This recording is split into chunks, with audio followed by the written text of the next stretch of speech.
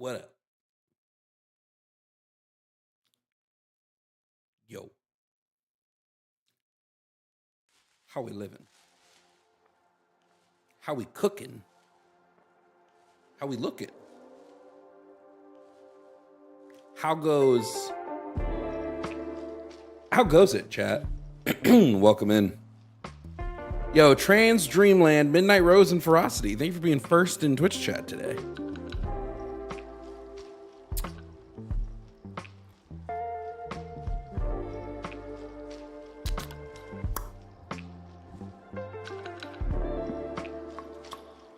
What's new with you guys?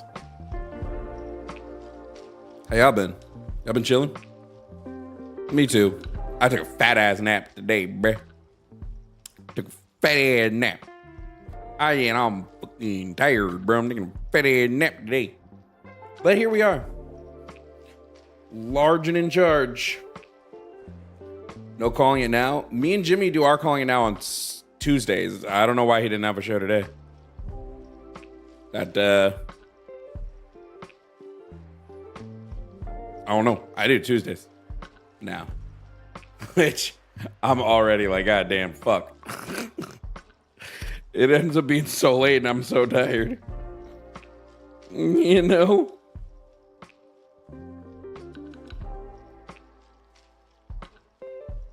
I take a break from news for a couple of days. Yo. Real. Just bought a new snake pet. Okay.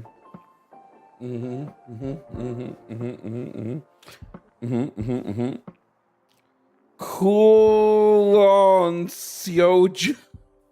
I can't pronounce your name. I'm so sorry. Thank you for resubscribing for 3 months at tier 1 over on Twitch. Why are you wearing cat ears, bro? Fun, niggle.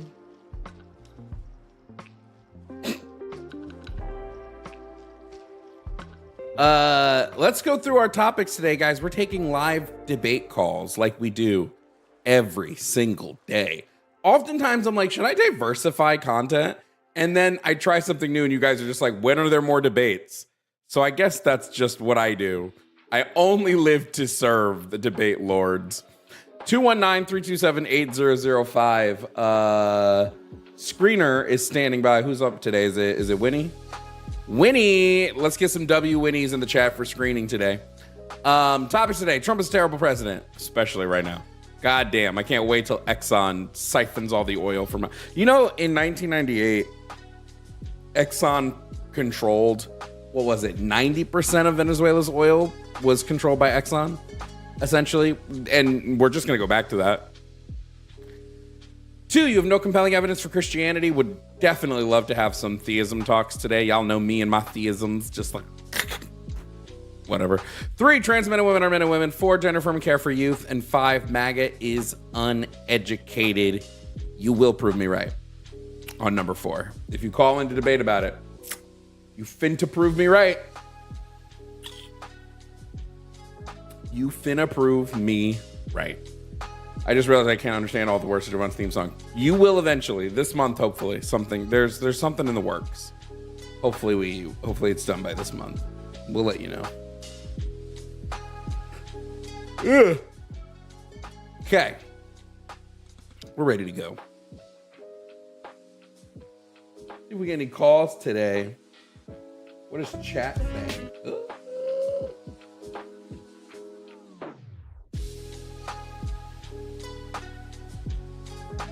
Aw, and you slurred, so now you're in a little timeout. Congratulations.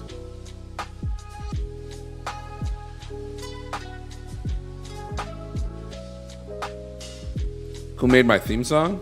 One of my friends, like from back home. Men are men and women are women. I agree.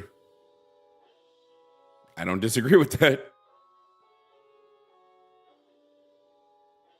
Who would disagree?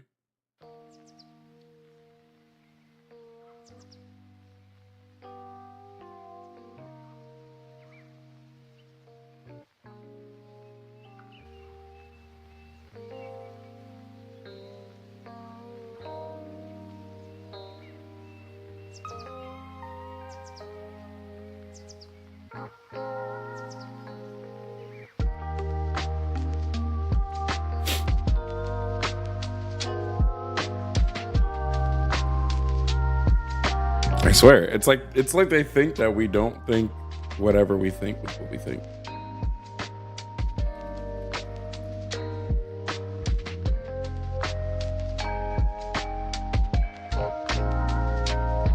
Dude, I finally got soundproofing for this back wall. I'm gonna put it up tomorrow. I have to move my desk. I got like 8 soundproofing panels. I don't know that I'm gonna need 8, but I might put 4 on the wall and 4 on the ceiling. Cause I can hear the echo. Hold on. Let me see how the echo sounds, like the room echo, when I turn off my, is it that one? Yeah, you hear that? I already put some on the ceiling and it's not really helping. So I'm gonna put like 4 to 8 panels on this back wall, and hopefully that noise. This is why I can't record my goddamn Bugs Life video, because this fucking echo is too bad. Anyway, it's not as bad when I turn on a noise gate, but I notice it, and so I'm annoyed. Carpets would also help if this room had carpeted floors, but it doesn't.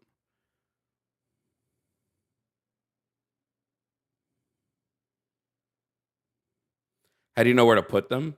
You have to put them where the sound is projecting. So the sound is going to project. Right now, the sound is projecting at this wall, bouncing off this wall, going to that wall, and the ceiling. So you've put them there so that the sound is absorbed and it doesn't bounce back. I got like 2-inch panels, I think is how big they were.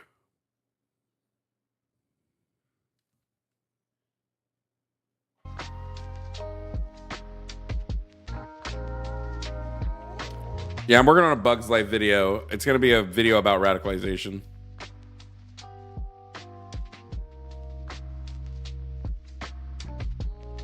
So hopefully that's done soon.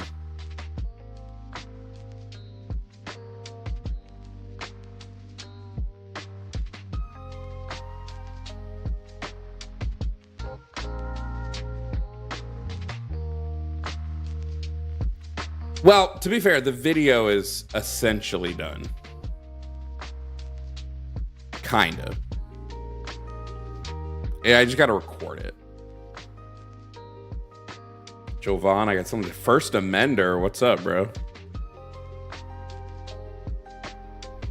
And Strong Together.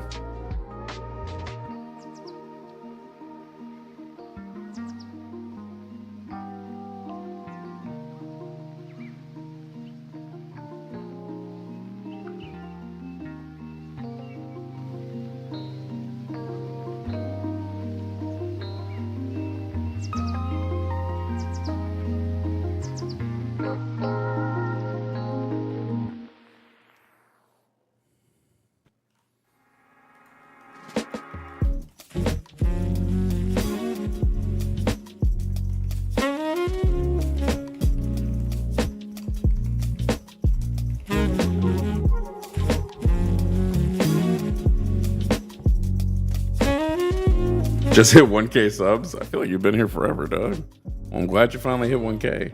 Shout out to you. Remember, when we hit 75K subs on YouTube, I'm gonna give away a Nintendo Switch 2. So y'all need to sub up if you're not subbed to me on YouTube.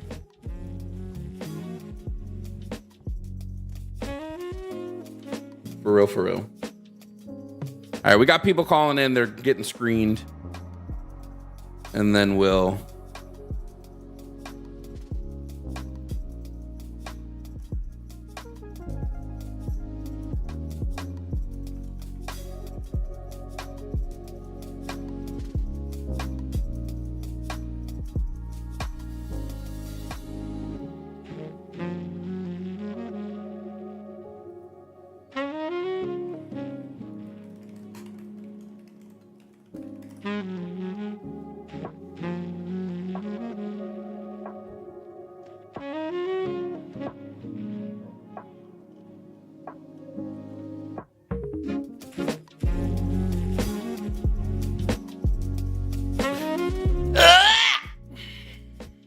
Dude, I also need to, God, I need to figure out, there's this light, I need to figure out lighting in here too. I think I'm going to switch up my studio lights. Right now, I just have an Elgato key light air and then a ring light. I think I'm gonna switch to another Elgato key light. Put the key light there, put that key light there. Hang my colored lights. Sorry, my lights of color. My apologies. And then put...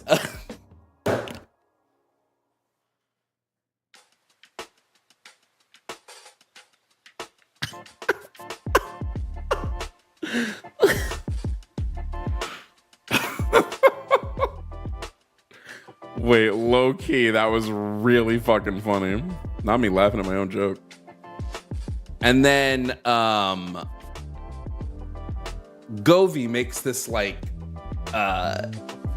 ceiling light that I think I might grab, and that might help with color a little bit too.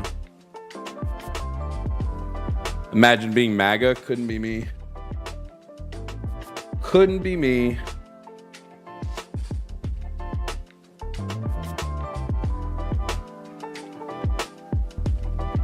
All right, I gotta use the bathroom before we take a call.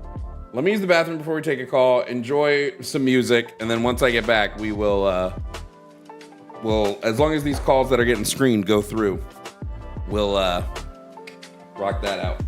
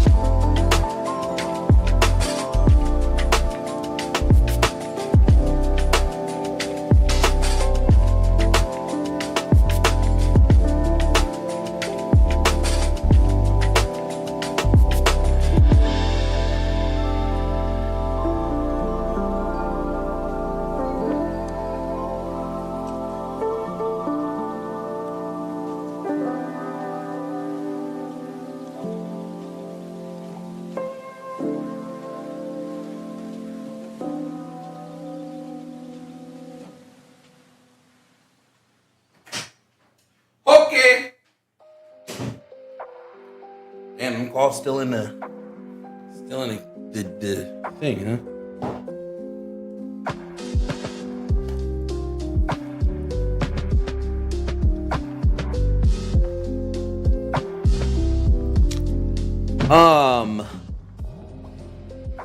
Had to go bathroom, but we good now. Who's the first amender in Jovan lore? First amender is just another online creator. We debated socialism a long time ago. I feel bad. He got ate up in the comments of that debate. I feel so bad for him.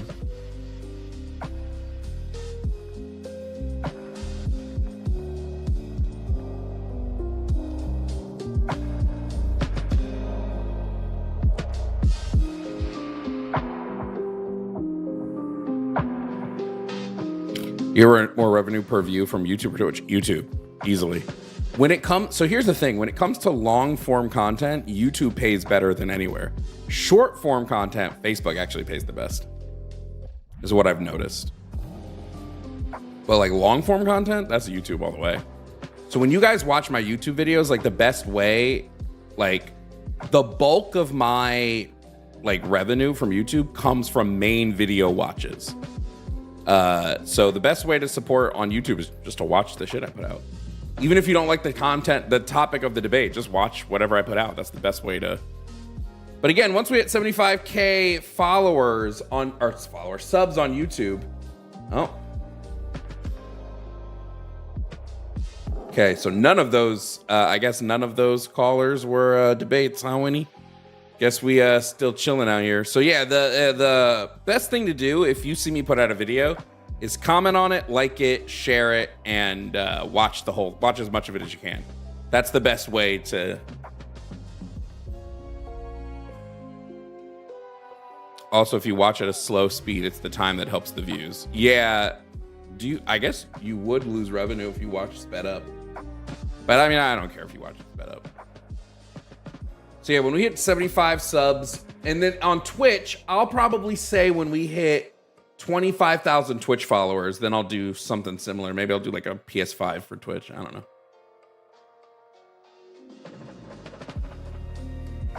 Well, Babs, that's why I have the rule that you can't boot somebody until 20 minutes. Because I'm always like, I'm like, listen, first of all, if a debate is going to go in circles, 20 minutes, as I've been doing this for 5 fucking years, 20 minutes seems to be that time anyway, where it just, in circles.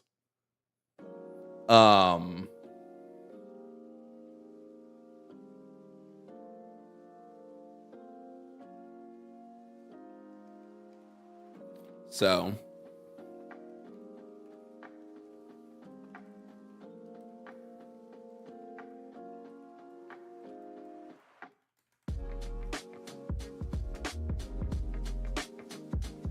when did Twitch get our Switch? I don't know. We'll figure something out.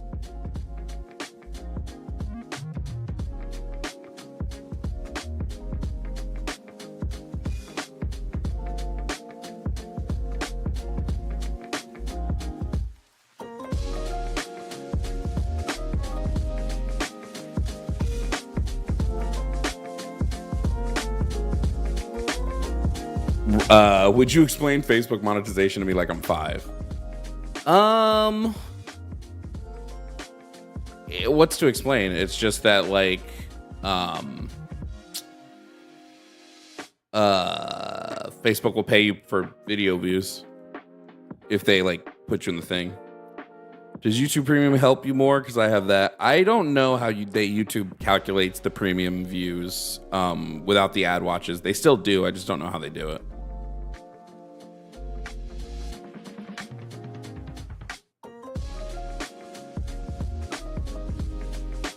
So that you should do like 250 if you want to kick in less than 10 minutes. No. I'd like to make sure the debate is plus obviously if I get pissed off enough, I'll just remove the person myself, right? Like I'll just boot him myself.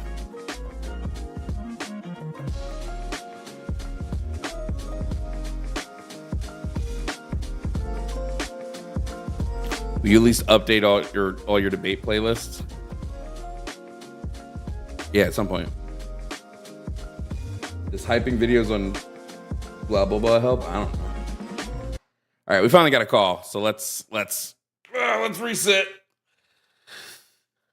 My health is getting so bad, dude. That's why I've been so exhausted lately. Like my health has been fucking plummeting.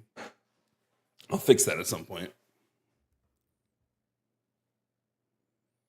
When you do a vertical stream with Jimmy, no, he doesn't want to do that with the line stuff. He wants people to have to go over to his channel when we're doing like line stuff. Okay. All right.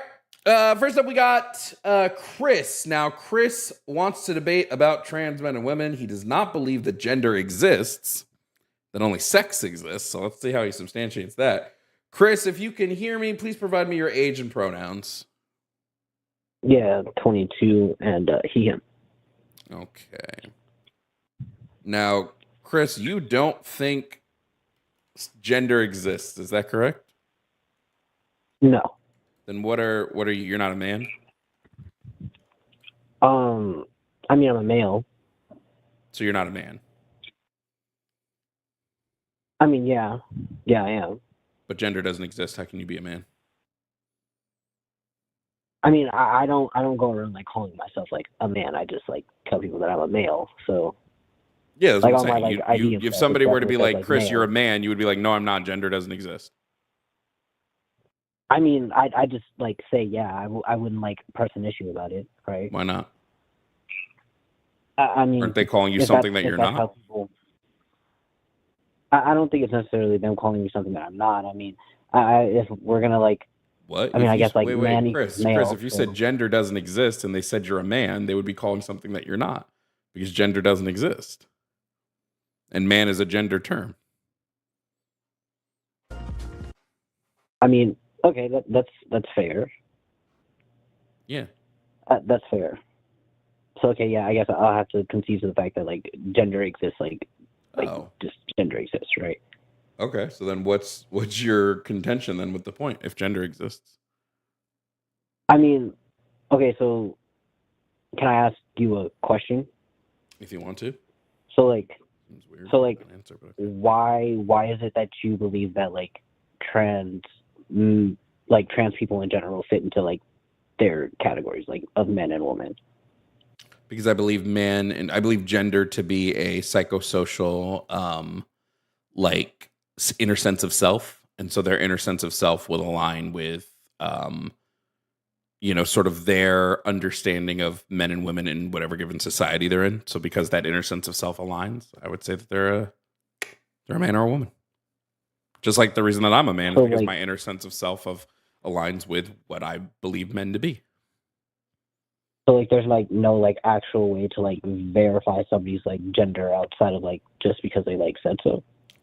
Yeah, we would do that with like a lot of things, like most identities. I don't think there's a single identity you could verify without someone just telling you what it is, you know? I mean, yeah, true. So Like like, if I want to know if someone's gay, how do I know that? They just tell me.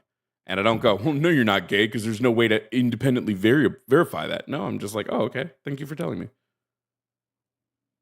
I mean, okay, yeah, but like overall, like just like allowing like I don't know, I feel like allowing trans people to like not I don't want to say like migrate into our society because I know that they've like been here, but like I guess like with the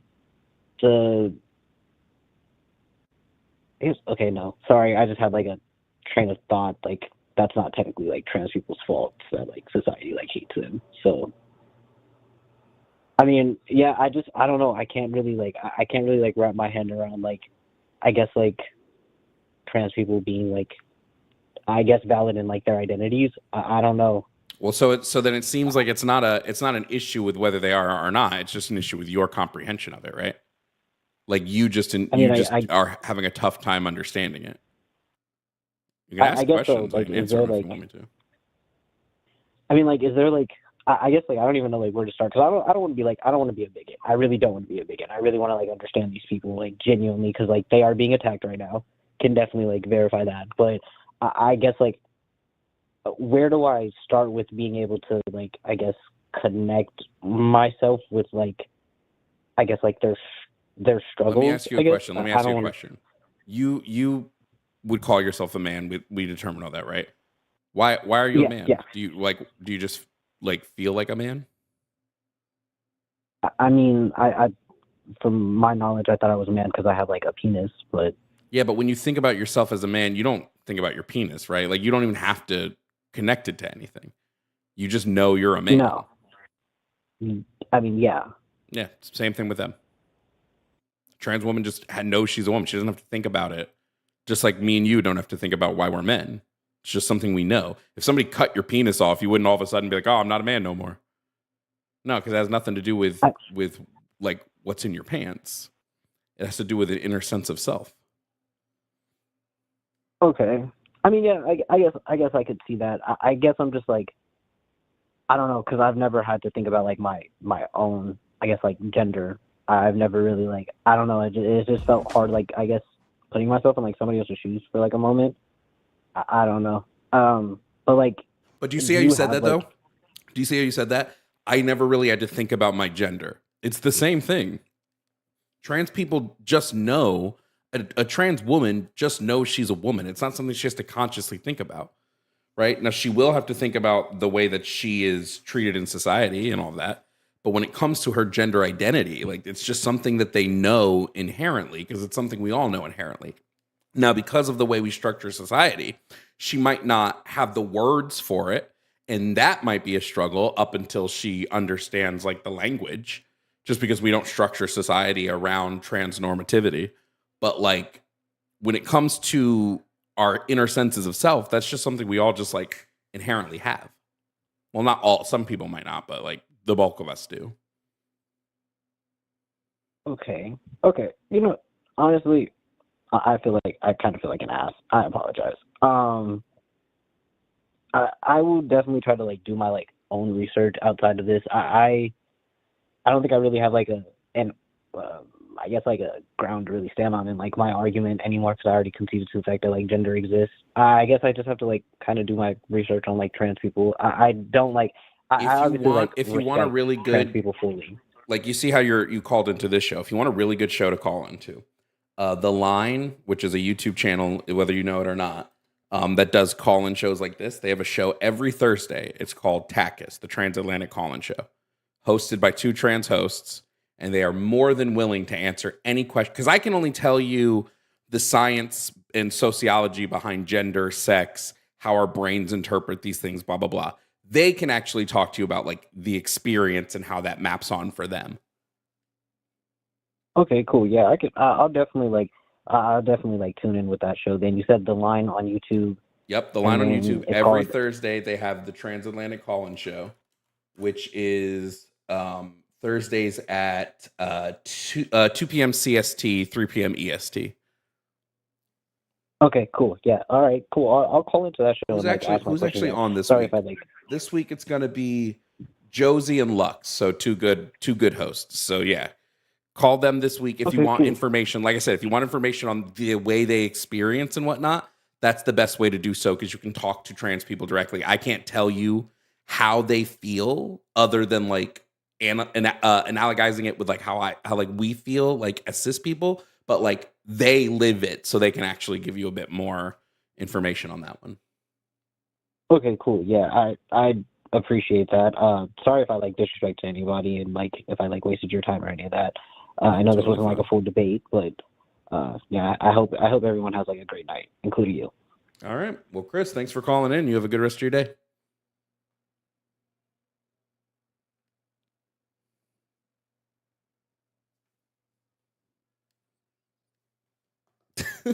W to Chris, yeah. We love that. I hope he calls into Takis. I hope he does. I got to put in my notes here. Put a YouTube label to link over to The Line and Takis. So that way I can remember to do that. W Chris L Jimmy is so funny.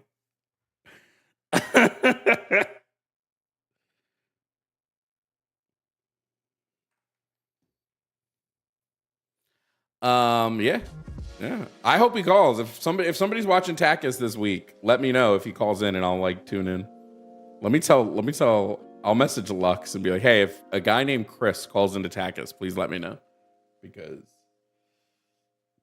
seemed like a good call.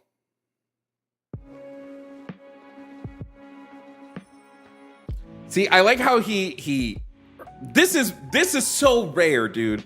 It's so rare to have someone hear something that goes, oh, this breaks the internal logic of my thought process. So my thought process is wrong. And that's like how everything should be. If something breaks the internal logic of your thought process, you should go, oh, I have to change this. Golly, Miss Molly. Okay, we're going to do the next call. Coming up next on the show, we have David. Now, David thinks Trump has handled everything very well this administration. So let's see how David substantiates that. David, if you can hear me, please provide me your age and pronouns. 31 and he and him. And I just want to reference everything but the Epstein situation. That across the board is just obliteration to our country's government to a T. I just want to say that other medias, foreign and other countries, show our country to be ran by a pedophile government complex, and it's very deep. We can go into that if you'd like, but how are you doing tonight, brother? I'm chilling. So just so I hear this correctly, you think Trump has handled everything very well, like everything. Oh, yeah. There's nothing in his presidency other than the Epstein files that you're like, oof, that was a swing and a miss. Well, I mean, there might be one or two people in his administration that might have compromised teams. Uh, Other than that, yeah, he's doing great. He's very busy. It's very hard to, manage a full administration when you're also trying to take care of global affairs on the stage that he is, considering the Biden administration's failure to literally uphold our domestic protections, both Okay. military and at a civilian level, immigration included. Hold on. Can you give a like? Let's talk about a few things here. Can you give a direct example of Biden's failings in upholding our protection? Like, give me a direct example. And we'll talk Correct. Putting the immigrant before the natural born. And that is a complete failure of the Okay. entire American How did complex. Biden put immigrants over natural born citizens? Allowing over 20 million undocumented people, It was citizens 12. regardless or not, non-citizen, allowing them access to Hold on, government David, benefits, hold on, David. We're going to take it point by point. First of all, it was 12 million. That's the estimate for the amount that came over under Biden, not 20. I think we all can understand no longer believing what you see on paper to be fact. Okay, I think we could both I can't agree. take anything except the estimates from the Department of Homeland Security. Anything else is just speculation. I don't do speculation. Correct. So I'm the estimates from the DHS, even when the DHS is still under Trump, is 12. I think it's 12.6 is the exact estimate. So that's the amount that came over. Your next point is that they're getting welfare. May I question that? Are we talking the previous 5 years or the previous This would be 5 the 4 decades? years. This would be the 4 years under Biden. I don't know why I would talk about anything. We're talking about Biden versus Trump, so I don't know why I'd talk about anything besides their administrations. Well, I would believe a presidency's job is to betterment the previous presidencies. Am I wrong there? What if we're talking about how they did at the border? What would be the point of talking about any other year besides the year they're in charge? Well, the Biden border had in no itself effect on is the border prior to his administration.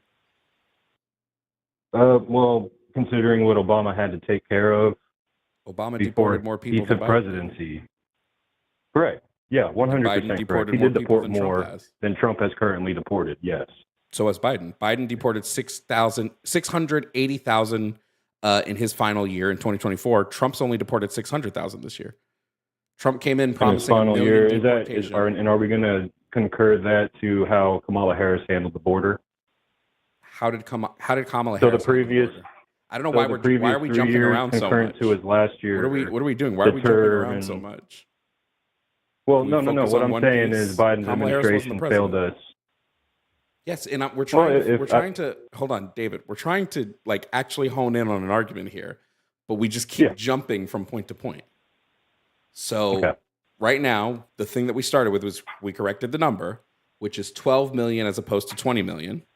Secondly, we need to look at, are they getting access to benefits? So which benefits do you believe undocumented immigrants are getting access to on the federal level?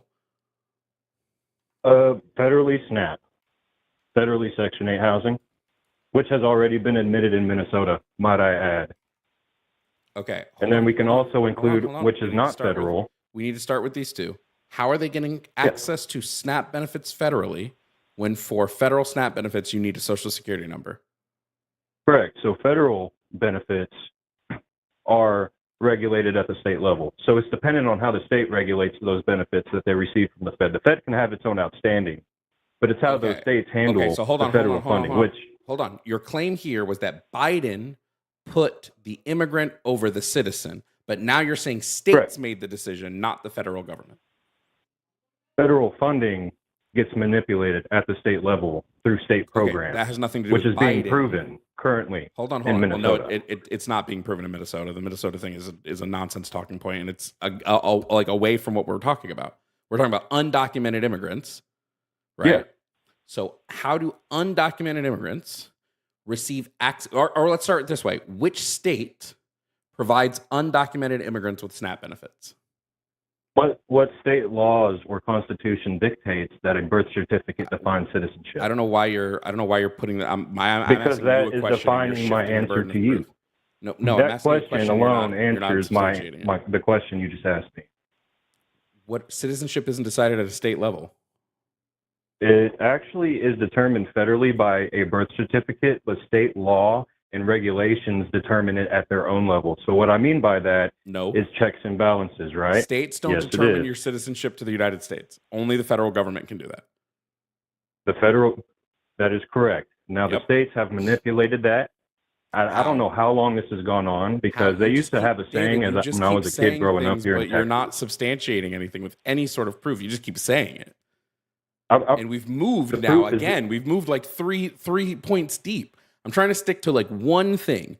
What state is giving undocumented immigrants SNAP benefits? Minnesota, New York, Colorado, Okay, let's start Illinois, with Minnesota. Hold on. New let's start- Jersey. Wait, we're going to start at one place. We're saying Minnesota. That's what you're saying.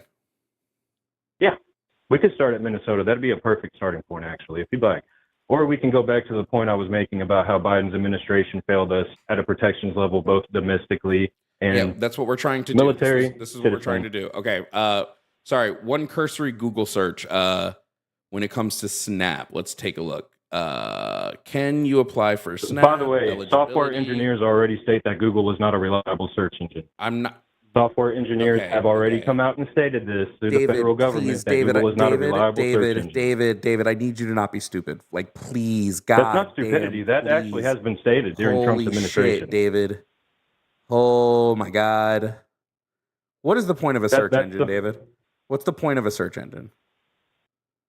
Well, the search engine, you actually have government websites. I recommend you actually go to the Department of State. Fun fact. The Department of State. Fun fact. I would actually recommend you go to the Department of State, and you can actually see where funding goes. David, are you ready for me to prove to you, when it comes to Google, that when I wanted to know what Minnesota's SNAP eligibility was, I went to Google, and do you know where it directed me to? The Department of Children, Youth, and Families of Minnesota. So dcyf.mn.gov. Is that reliable? Okay. SNAP eligibility as long as determined it's a by the state? government website.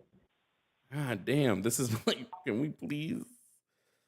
Oh shit. All right, great. Now, let's take a look at whether or not these people have these benefits. Okay. Let's see. And I believe their state law also says that non-residents can get SNAP. Holy shit. I know. We're going to find out. Depending on your immigrant status, you may be eligible for SNAP. If you do not qualify for federally funded SNAP and you are age 50 or older, you may qualify for Minnesota State Improvement. Some immigrants are eligible for SNAP regardless of citizenship. If you receive SNAP, you're not considered a public charge under immigration law. So that's if you are waiting on your citizenship application, or if it's denied, children born in the U.S. Okay, so it's legal for them in this state to get SNAP benefits. So what's the issue? This is a legal benefit. Well, aren't we talking? Isn't that? How do you feel about that? Did you know that before I just told you that? Well, yeah, I know that some states allow SNAP benefits. Yes, that's why I asked you. Do you know that it's 29 states? It's legal. And 26 of those 29. Yeah, I have no issues with it. It's legal. I have no issue with that. It's legal. It's a legal. It's a legal. But as a natural-born citizen, wouldn't you feel better to receive 3 times the benefits? No. Being born here, doesn't it feel incorrect as a citizen of this country to be put last before somebody that literally just comes here on a visa? Do you want the answer? How do you feel about that? Do you want me to tell you? You keep talking. Super simple, and I don't need the virtue signal from you. I'm okay with my benefits going to anybody that needs them. I'll pay taxes for literally any person on the planet that needs them. If the government decides that these people can access that and it's food, absolutely. And what makes you think you can speak for me? Did I say what makes you think you can speak for everybody that voted for Trump? That everybody that voted, period. David, do you hear yourself? You know, there's a lot of people that voted for Kamala Harris that did not know that states give immigrants benefits. David, I know you can hear me. You're just trying to talk over me, and it's really stupid. You asked me what I think about that. You didn't ask me what you think about that. You asked what I think about that. So I told you what I think about it. Do you know how words work? So I think it's fully okay that these people are receiving SNAP benefits if they need food help, because I would rather people get food than starve. Would you not rather that? 100 years ago, it was a lot different of a world than we live in today. Do you have any family that lived? Do you have any family history that goes back about 150 years? What the fuck are we talking? What do I care about? What 150 how far years back ago does was? your family I don't history care. go? I don't give two shits what happened 100 years ago. You I don't should, care. because history No. is being manipulated right before your eyes. What does that have to do with what we're talking about right now, David? Are you like shit? I have no years answer ago, to him, so I'm going to move on to something else. The immigrants that came here treated it as a privilege. It's not a right, man. Now they treat it as a right. It is not a right. Homie, what the fuck does that have to do with what we're talking about? Our country is being manipulated way worse than you think. Oh my God. I listened to the last call about trans. I completely agree with you, man. We are so past this whole social movement about being trans gay. I don't have to like you. I can respect you. I do not have to like David, what is this yap right now? You're just yapping. What I'm saying, David, just answer me a question. The thing that happened in Venezuela, David, I don't care about the illegal operations in Venezuela right now. David, what has Trump introduced to increase citizenship benefits if we get rid of undocumented benefits? Has he introduced any sort of legislation? How can you increase benefits for the citizens of this country? That's what I thought. When there is an undocumented percentage. How much do undocumented immigrants pay in taxes, David? I didn't say I said undocumented percentage. You don't know how many people are undocumented on federal or state benefits. How much money does the undocumented pay in taxes, David? I have 90 billion last year. If I heard right, it was $90 billion last year. $98 billion, yeah. So I'll let them use whatever fucking benefits they want. They're paying into the system. Yeah, and I know a lot of undocumented immigrants where I live that do not pay taxes, that work under the table. Good for them. I do not argue that at all. I know a bunch of citizens that work under the table. Good for them. The fact that as a natural-born citizen or even as a legal immigrant, you have people that have come over here. They have put our security, our culture, your culture, my culture, every American's culture. My culture. What are you talking about? Hold on. If an undocumented immigrant from, like, let's say Mexico comes over, they're messing with the U.S. culture? Yeah. What if a documented immigrant from Mexico comes over? Are they messing with the culture? There is certain regulations in the green card program and visa programs that literally tell immigrants to not bring their culture into ours. What regulations specifically? Cite the regulation. You would have to look into the green card program, just like it states you have to speak English to be a citizen of the USA. I'm sorry, do you not know it? Homeland Security also states that. I'm sorry, do you not know so there's regulations that say you can't use your culture over here. Which ones? I cannot tell you. I'm not for certain, but I do know it's there. I don't know if it's a regulation. I don't know if it's a part of their. Of course you don't. How they teach them when they get their citizenship. But what it states, and I know this. I've seen so many. You know this, but you don't know this. I've watched people be interviewed and I have a lot of friends that have gone through the process legally, and they have been told, "We respect your culture, but we recommend you do not bring your culture into the States. You can listen to our media to learn English." Legacy media. You know that the green card program tells immigrants to watch our media. And what has the media done for the past 3 decades is manipulated I'm us. just going to let you know, David. I'm just going to let you know. And I didn't use Google. I didn't use Google because I knew Google would crash you out. So I used DuckDuckGo. There are no stipulations about your culture in both green cards and visas. So I mean, it sounds like you're just full of shit. May not be a stipulation nor a regulation, but it is stated when they get the green card. It is stated in person when they receive the green card. Isn't. You're just making things up, David. Negative. David, yes, you are. I guess that Latin American Heritage Festival that happened in my town like 4 months ago, I guess that was illegal, right? How dare they? David hung up. What the fuck?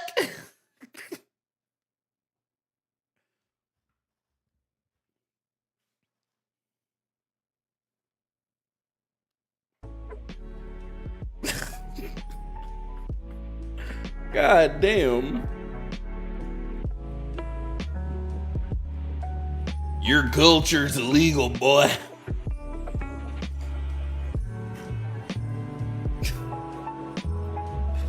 What the fuck? Hey, let's do some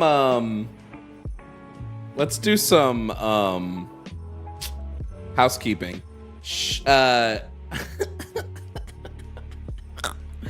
Shout out to Marie G Lee for the gifted sub over on Twitch. Shout out to tstim333 for resubscribing for 2 months at tier 1. Thank you to Fiona for resubscribing with Prime. Been here for 8 months. Thank you. Nightlight Plushy Jesus. Thank you for the 1 gifted sub. Thank you guys for supporting over on Twitch. What the hell?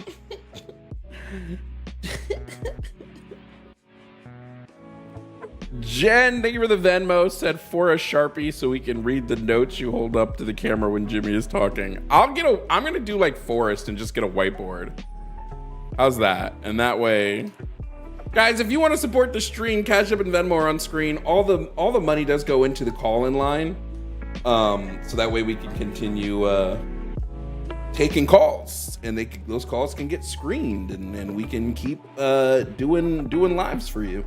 God damn, that was funny. I will be right back. 2 seconds. Enjoy the chair, and then as soon as I'm back, we'll take the next person. He said, it's illegal. It's illegal. I gotta get a fucking haircut, dude.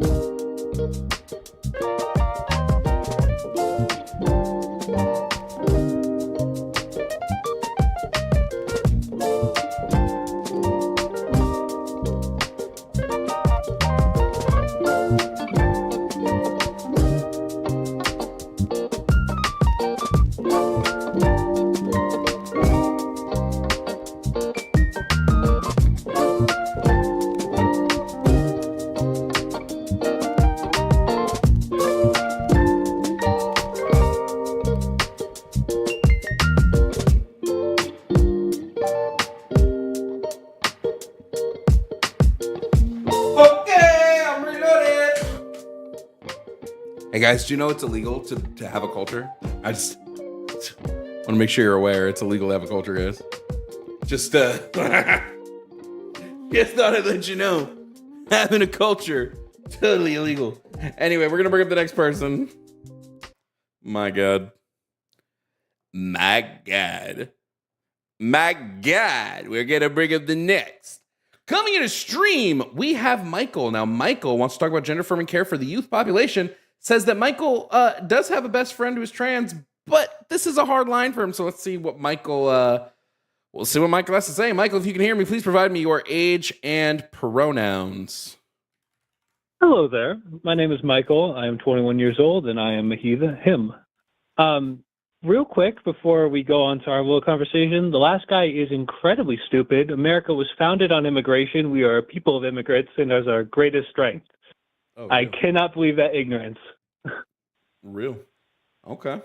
Yeah, like, I mean, literally, we were founded off Italian immigrants, Irish immigrants. Our entire land is off of immigration. But to get on to our topic about gender affirming care with youth, I am all for supporting the discovery of oneself entirely. I actually used to be part of a high school group as a counselor to help talk to youth who was going through the whole process. My hard line I have to draw here is, especially when it comes to some people who push the idea that we should allow transgender surgery or transgender hormones to people who are under 18. It is shown that it is incredibly dangerous on the body.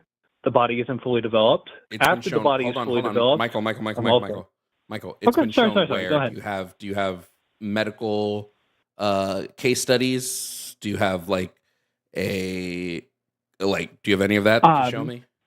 I don't have a way to show you per se, but it has been there's been. Let me see if I can find an article right off the top of my head. But it's been shown that mixing any chemicals, especially mixing hormones based on adding testosterone to the body, is not very good, especially because of the chemical imbalance during our youth. Michael. Because you keep saying this, but we do provide these hormones all the time, right? And we have done multiple actual case studies on this and have found that the benefits tend to outweigh the risks when it comes to any sort of gender affirming treatment, unless you can provide me medical information that says otherwise. We don't just take words for things here, right? Like we need actual that is hard entirely data. fair, of course. I would expect so if you want truth. Okay, so I don't have a way to show you. I mean, obviously, if I could share my phone screen, that'd be a whole different way. If you have the name of a study, I can just type in the name of the study. Sure thing. Let me go ahead and grab that for you, okay? All right. And it's going to take me a second.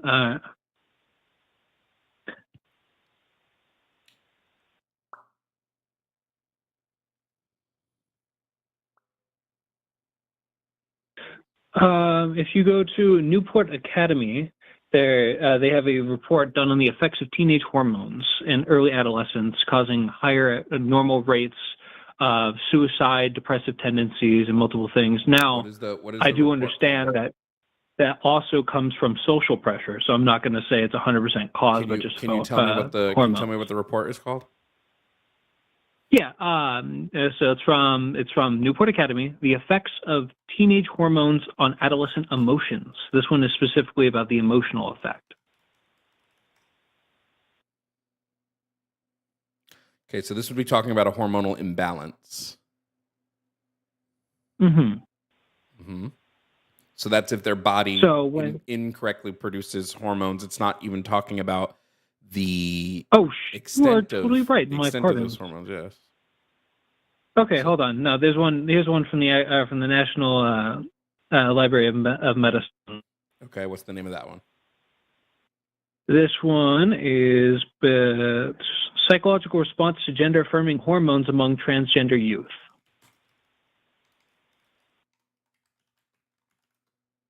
And just before we go forward, I am totally okay. I support you in anything you do. I just think that we should avoid it until somebody's body is fully developed. I don't like any form of risk towards people. I think that if you're going to be trans, I don't want you to hurt yourself. That's my biggest thing.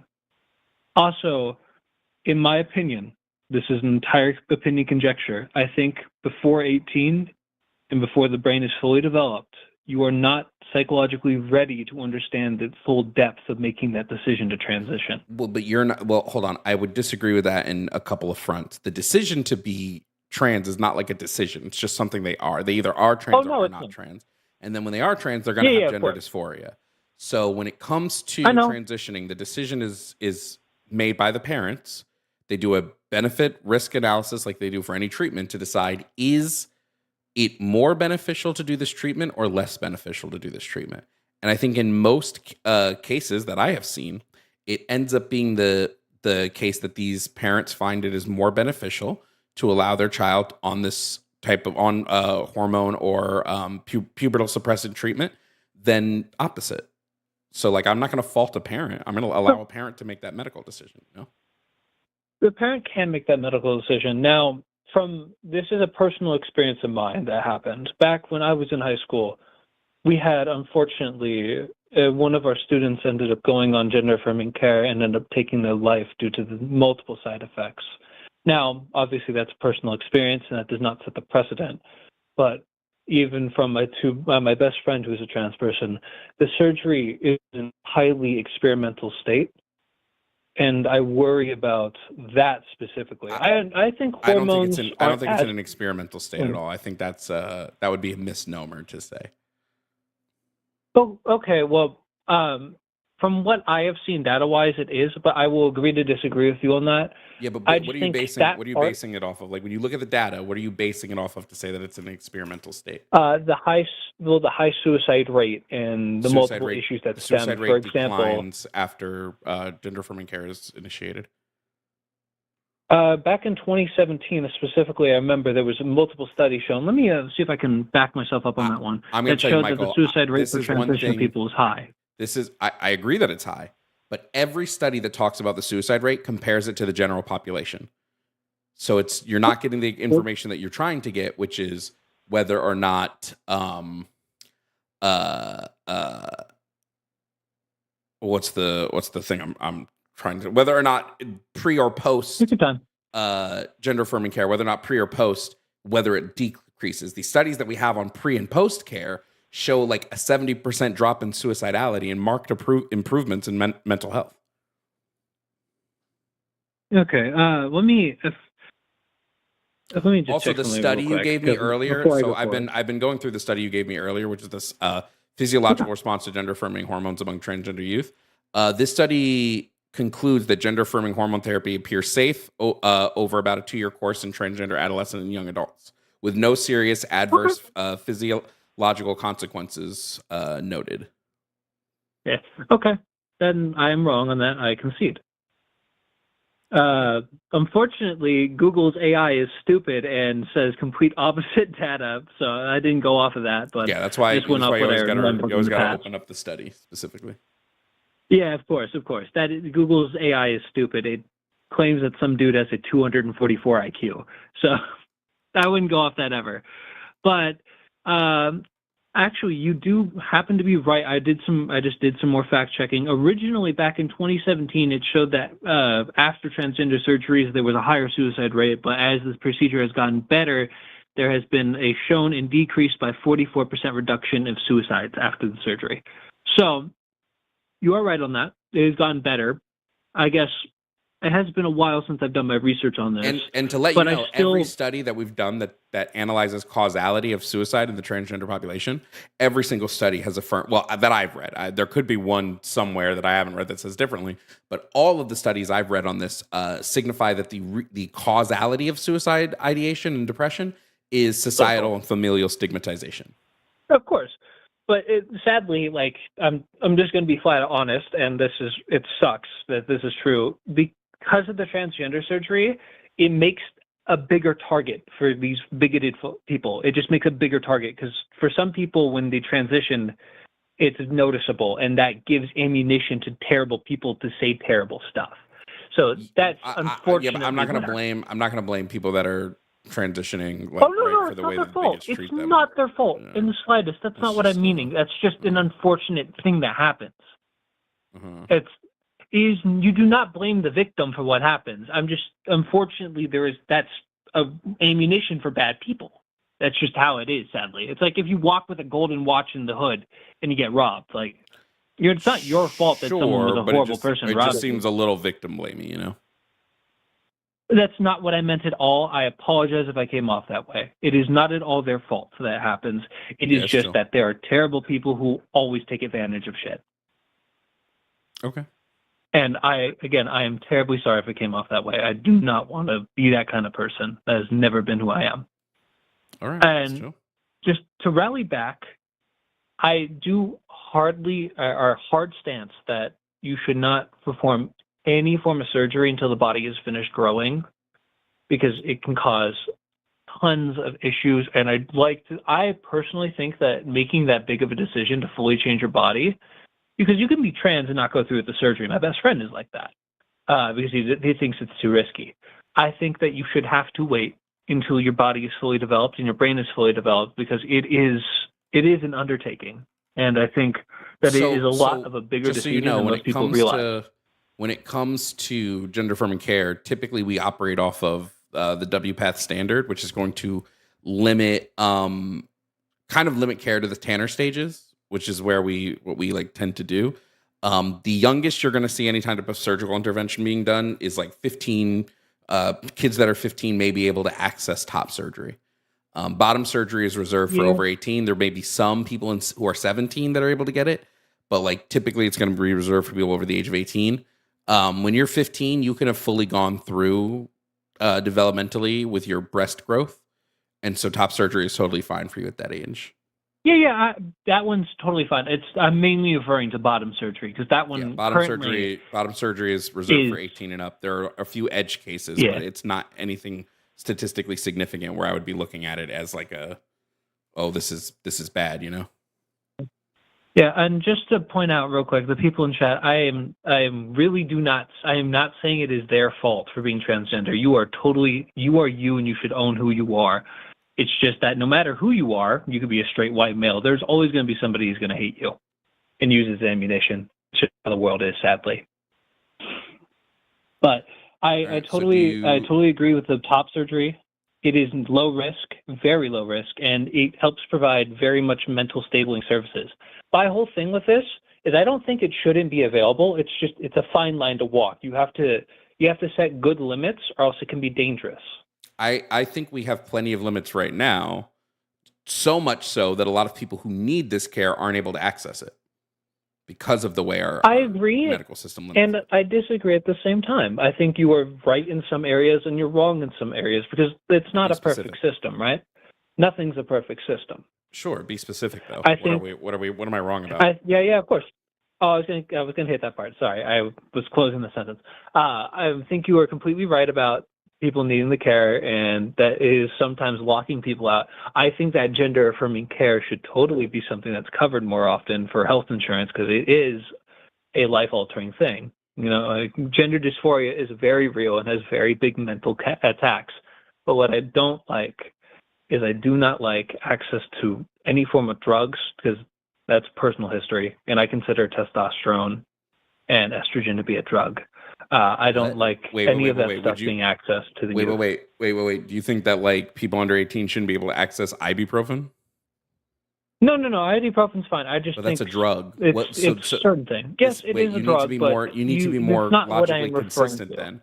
You need to be more logically consistent because like testosterone and estrogen aren't like mind-altering drugs. Yes, but they are body altering in a sense, and I think that I don't like modifying your body young. What evidence do you have that they are harming this group of people? It's not like saying it's harming. I just don't think that you should mess with your chemical balance at that age. Personally, this is not a factual thing. You're not basing this off of any like medical science. You're just saying I feel like you shouldn't do this. You shouldn't do this. Well, so some of my previous points were based off of science, and this one is not. This is more like, at the end of the day, some of this does come down to morality and personal belief. I don't think this is a moral issue, but I think it's a personal belief thing that you shouldn't alter the body before. I'm just going to say, if the science is showing that it's a safe and an ethical way for these people to access the care that they need, then I have no problems with this. If the benefits outweigh the harm, then I say go for it. Okay. I can see that. I'm just somebody who doesn't like taking risks when I don't have to, in a sense, or I don't like risking people's lives at all. If I'm a parent of a trans kid with severe gender dysphoria, it's more of a risk to not get them this care. I know. I understand that, but I've also seen the other side personally where it's led to very bad outcomes in people's lives, and I've lost friends from it. So I've seen the other side of doing things too hastily. Such as what? Like, so I'm. Oh, go ahead. Sorry. Well, such as what? Like, this just seems widely anecdotal, and it's not looking at the broader, like, societal. I get it's not anecdotal, but at the same time, one has to also use some of the personal experiences in situations. Like, you have to take into account what you've seen about the world. Not when it comes. Wait. Not when it comes to deciding overall medical practice. We shouldn't take just our experience. Oh, I'm not just saying that citing. This is opinion conjecture. I'm not saying that we should just overall listen to me. I'm saying that this is a good thing to think about. I'm not trying to say set this as the precedent. I'm saying that we need to think about these things when talking about this as a topic. Okay. I mean, I think we do already, and that's why we've developed the medical practices that we have currently. Okay, because the conversation I've seen about this is we're mutilating children, and that's like the stupidest thing I've ever heard. And I've only seen the extremist arguments. I've never seen somebody have these rational talks. So that's unfortunately only what I've seen. So if I'm wrong, I'm wrong. I'll accept that. But from my personal experience and what I have seen in doing my research, I've only ever seen people talking in extremes about this topic. It's either, it's mutilation or it's free will. I've never seen somebody actually talk the fine line where we have to really be careful, because at the end of the day, the goal is to protect these people. It's to make sure that their lives are better, right? And that means making sure that this is safe for them, it's easier to access for them, it's better for them. And we have to set the line, though, on when it's too early, when it's too risky. And I don't think, from my experience, what I have seen, that line has been really walked. Because I had my literal high school telling people that you should transition at 15, and I was like, that's too early to make that decision. The human brain isn't fully developed by 15. The human brain never stops developing. That's a misnomer. No, that's true. But now, correct me if I'm wrong, but we generally classify the human brain as fully developed, which that's what they say at 25. Yeah, we base that off of like a bunk like research paper. Oh, okay. I didn't know that was debunked. Okay, Yeah, that's new it's information. because it's not what at 25 your brain doesn't like solidify development. What it does is it like preens off neurons that you're not using anymore. Gotcha. Like okay. I just again really like cool to know. it's just reasserting here. When it comes to gender affirming medical care, I've seen no widespread evidence to show statistical significance that it is generally harming these people. So because of this, I'm not going to have anything to say about like not doing it. I'm going to be like, it seems pretty good because it's not harming you're them. totally fair to say that. I personally just care about this shit. I mean, I've watched friends and family go through this, so it's a big topic for me. I've seen people do it too soon and too late. That's why I think there's a fine line that we haven't really found yet. I think we've generally found the line, personally. Okay. Yeah. Well, at the end of the day, the science does back you up, but this is more of a personal feeling thing for me. So I'm not going to sit here and say you're wrong. Can I just ask you something? If the science backs me up, right why ahead. wouldn't you change your personal opinion to side with the science? Because I don't think the science is wrong. I just think it's not 100% yet. I think there's still more to be seen in it. What would there need to be? What would there need to be to show you that it's no science is 100%, but what would it need to be to show you that it's like the right side of medical consensus? I'd have to stop seeing people end up taking their lives from like regretting what's happening or social pressure or stuff like that. Obviously that's not all related to the surgery. You'll never see that in anything. I know. I don't. It's not about achieving a perfect world. It's about pushing and striving for that and doing better. At the end of the day, I just want people to get the help they need, and not too early or in a stage where they aren't fully sure about what they're who they are. Rather they get it too late, which is worse. No, I don't want them to get it late. That's not what I'm saying. I've had multiple cases where, like, my stepsister, she thought she was transgender when she was younger, and then completely said, "No, I changed my mind. I don't think I am." And there's cases like that, but because she was highly emotional in her younger years, but we know the regret rate. The regret rate is on the high end 3%. If I'm being conservative, yes. So like. Why would I it just seems weird to say that the regret rate was higher for me. No, higher when I checked. The regret rate is 3% on the high end. Okay. So it just seems do you have a paper for that? Yeah, I'll pull one up really quickly. I just want to double check that one because I remember it being a lot higher back in early 2010s when this was all first coming on the scene. This is re-identification with birth registered sex in a Western Australian pediatric gender clinic cohort. What this shows is shows that of the youth who received their gender clinic referrals, About 93.1% of them desisted before any drugs were prescribed. And of the people who were prescribed puberty blockers or hormones, only 1% of them desisted after that. The regret rate is astronomically low. Yeah. Looking at Cornell University, I'm seeing that it ranges from 0.3% to 3.8%. So yeah, you are correct. But looking at a yearly graph, we're looking early 2010s, it's more around like a 14 to 30%. So yeah, that's me being outdated. I apologize. You are right. These old studies weren't looking at regret and like detransitioning. They were looking at desistance, which desistance is people who were never trans to begin with. So most people who desist do it before they're given any drugs because they realize, oh shit, I've never heard that before. So forgive my ignorance on that. And for instance, to even go even further, we have a 50-year long longitudinal study which shows the total regret for bottom surgery in general to be 2.2%. Okay. So that's why I'm just like, if the regret, I don't want to exist in a world that punishes 97% of people because 3% of people regret what's happened. I do not want that either, at all. So then, Michael, do you agree with gender affirming care? Yes, I don't disagree with it at all. I just disagree with some of the stuff before 18. That's my only hard line. Is just I think you should be a fully grown adult. Do you still disagree with that after all the information that has been given to you today? Somewhat. I do agree on a lot of points that you have brought to light to me, though. There's some parts I disagree with you, but on majority, you taught me some stuff I didn't know.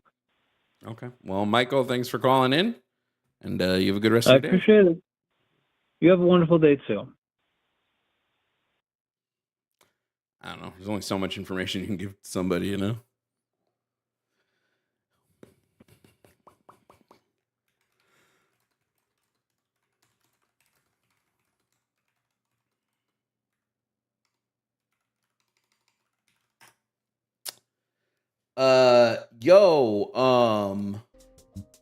Papa Snowflake, thank you for sending 20 gifted memberships over into the YouTube.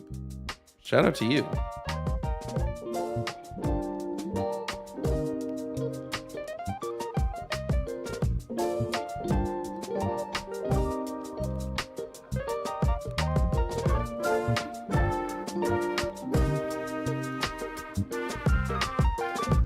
We're gonna get ready to bring on the next guest soon.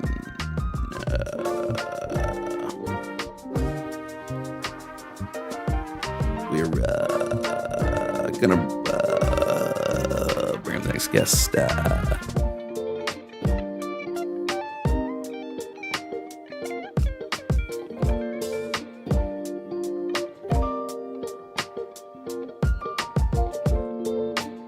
Would I debate Destiny on what topic?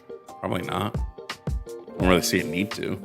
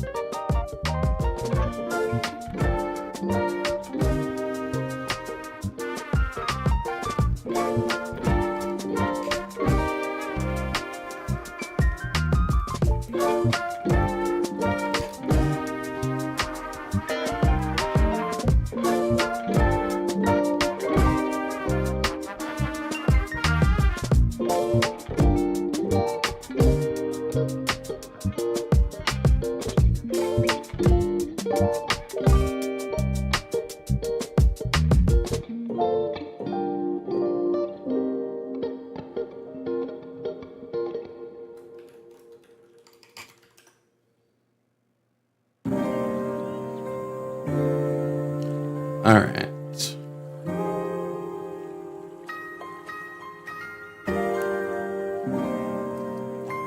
Let's bring up the next person.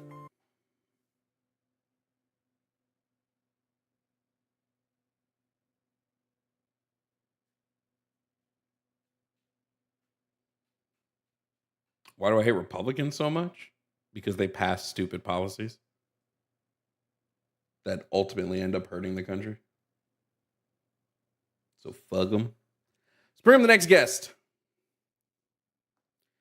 Next up, coming to the show, we have Cameron Cameron wants to debate about trans men and women and says that trans men and women are not genetically men and women. I don't know what he means by genetically men and women, but let's find out. Cameron, if you can hear me, please provide me your age and pronouns. Hey, I'm 18, and my pronouns are he, him. Okay. Now, Cameron, what do you mean by trans men and women are not genetically men and women? Well, I just say, like, obviously there's intersex people, but, like, generally speaking, people are XX or XY, which would determine their sex, I would say. Yeah, so I'm just confused how they be, like, men and women are not genetic terms. They're social terms. Oh, so, like, I mean, I guess, so you meant, like, men and women, like, not female and male? Correct. So you wouldn't say, like, a trans woman is a male? A trans woman is, some trans women are male. Sorry, wait. Trans women have No, the other way. Yeah, when we look at scientifically the way we classify males and females, some trans women would be classified male, some would be classified as female, because they would have gone through enough gender affirming medical care to where they would now signify female as much as a cisgender like woman would. But I'm saying, like, so you agree you can't change your sex then? No, I would disagree. You can't change your genotypic sex. Your phenotypic sex can change. 100%. Changes all the time. What do you mean? Sorry, I'm just kind of a bit confused. So the way we categorize sex in humans is we look at 5 sex criteria, which is chromosomes, hormones, internal, external genitalia, and gonads. 4 of those 5 things can be changed. So when you have enough of them that signify female, you'd be labeled as female. If you have enough of them that signify male, you lean male. That's why we have some females who have XY chromosomes, right? But they have a bunch of other things that signify to female. So just because they have XY chromosomes doesn't mean we label them as male, right? Like women with Swyer syndrome, for example. Are you saying if you change 4 of those things, you change sex? If you change enough of those, you would be labeled at this. There's a reason why even on medical forms, there are trans women who are labeled by their doctor as female, because their doctors need to assess them as such because of their hormone level or things like that, their internal or external sex genitalia, things like that. Yeah, if you change enough things, you would be labeled the other side.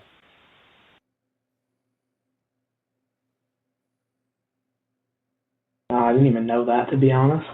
Mm-hmm.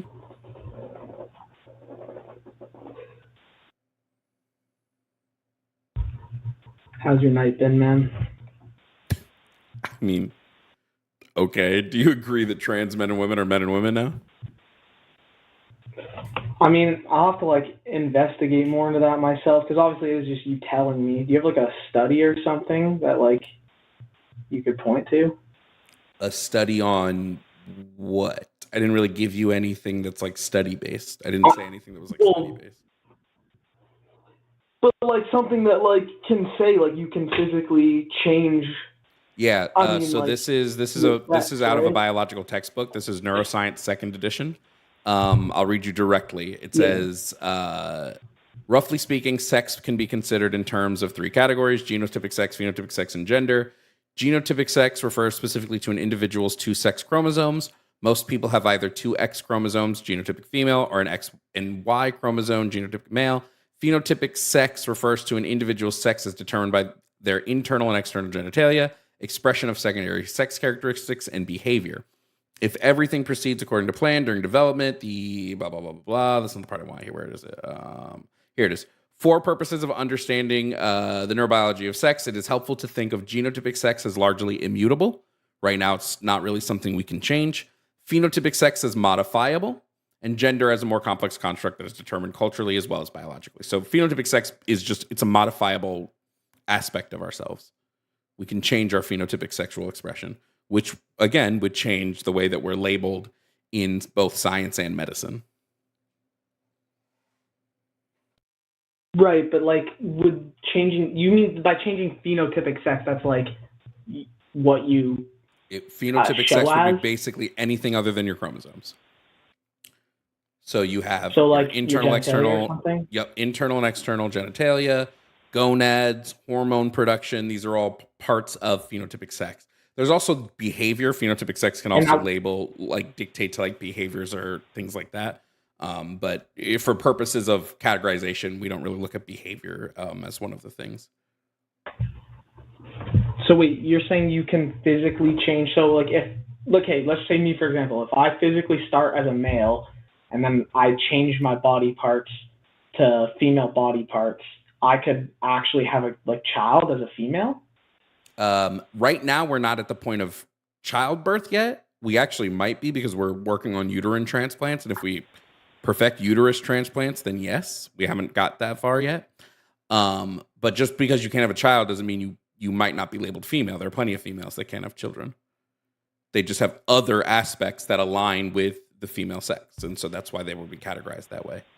Think of sex as sort of like a pendulum, like I don't even want to say pendulum because it's not a think of it as like a spectrum, a bimodal spectrum where you can just your label might tick more one way than the other depending on what you have. If the only aspect of being a male somebody has is XY chromosomes, why would we label them male? Genotypically, sure, but why would we label them male in any like sense? It just wouldn't make sense to do. They don't have any male. So your phenotypic definition. features. Sorry, so your definition would be so it's not really what someone identifies as. It's sort of like what surgeries they've had and like what has been changed on them. I would not claim sex to be an identity. Gender, I would claim to be an identity. Okay. Sex, I don't claim to be an identity because sex is a biological aspect. We have specific traits that align with and map onto sexual dimorphic beings like we are. Gender, I would say, is absolutely an identity. Gender is about your subjective perception of your sex in your body. So yeah, gender, 100%. Sex, no, I wouldn't label sex an identity. Okay. Then, I mean, I guess I could agree with the fact that, like, at least from the gender point of view, I don't really care what people identify as. I mean, I don't think people should be forced to accept what other people identify as necessarily, but like you do this all the time. I don't really care. Wait. Why wouldn't you just accept? Why wouldn't you accept what somebody identifies as, though? We do it all the time. If I talk to somebody and I don't. But wait, if you asked somebody, if you said to somebody, "Hey, are you gay or straight?" and they said, "Well, I'm gay," yeah, would you be like, "Nope, no, you're not. You're straight"? No, we wouldn't do that. I'm saying I don't think from like a legal standpoint it should matter. You don't think from a legal like I don't think you should be like I don't think you should be legally persecuted if you misgender someone or something, right? I'm not saying that is how it is right now. I don't think anybody should come at you if you accidentally misgender somebody. I think if you then do it as a repeated form of harassment, then I think like gates are open because you're harassing somebody. So if if somebody says, hey, I go by she, her, I like to be referred to as a woman, and you come, just like if you came in every day and I said, my name is Jovan, and you called me John every day because you knew it pissed me off, I would say, well, now I have a case for harassment because you're harassing me. Yeah. But if you like accidentally misgender somebody, nobody really gives a shit about that. Like no sane person gives a shit about that. It's purposeful that we give a shit about it. Can I ask another thing about the sex? So you said about the uterine transplants. Would that child be genetically your child, or would it genetically be like? Would you need eggs to be donated? Like, so we can do uterus transplants already. So think about it this way: we can already do uterus transplants in females. We've perfected that. Perfected is a tough word. Okay. We can do it. Let me not say perfected because I think the surgery is still pretty risky. So we can do uterine transplants. When you do a uterus transplant, yes, the egg has to be donated if you don't because you don't naturally produce eggs. What is the child genetically yours? I don't think so, but I don't if a cisgender woman gets a uterine transplant, I'm not going to then look at her baby and be like, that's not your kid. Give me it. That would just be weird. So it'd be the same thing if we end up getting the technology getting the science for trans women.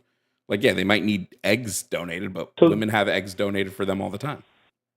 But I'm saying, obviously there's exceptions to every rule because I do agree that everything is somewhat of a spectrum.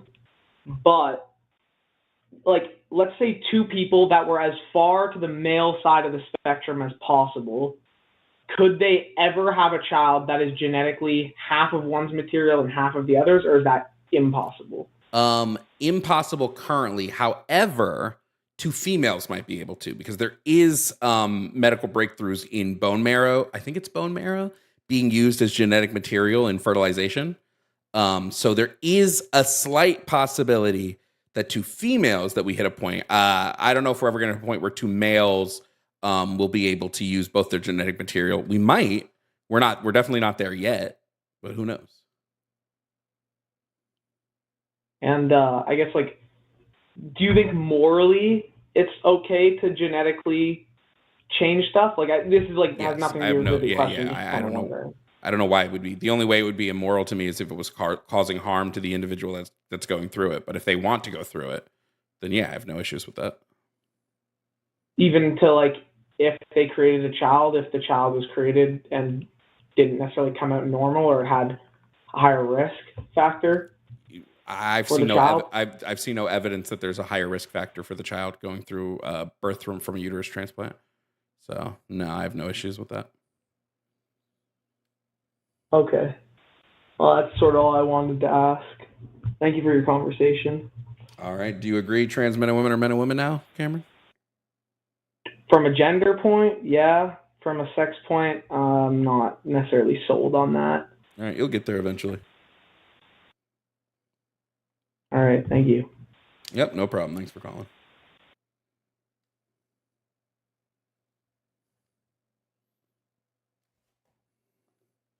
I'm killing the game today.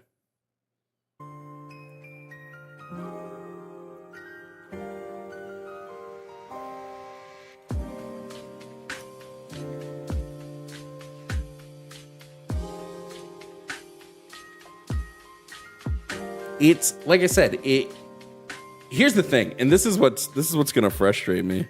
We're going to hit a point where we may possibly hit a point in society. Like, okay, let me actually phrase it this way.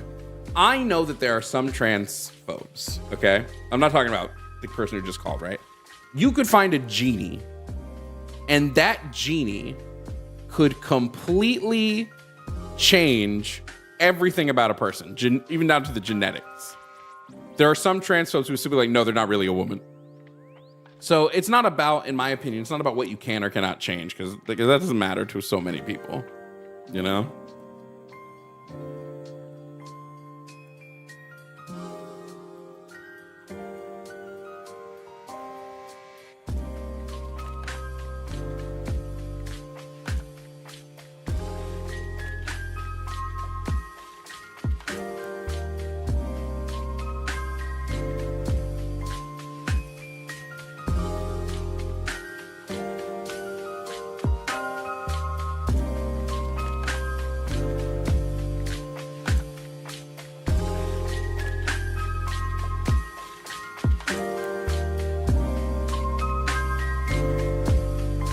All right. How are we feeling today, chat? How are we feeling today? Who wants to support the show? Remember, you can support the show in multiple ways, man. Consider subscribing, consider becoming a YouTube member, consider tipping. All the tips go right back into the call-in line. Because of the amount I've been streaming, I've been burning through call-in line funds. So if you want to support the show in that way, please consider.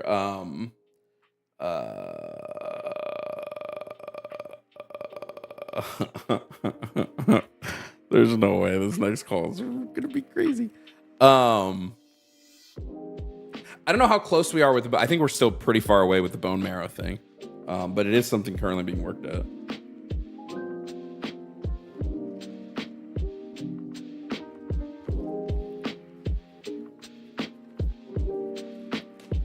Whew.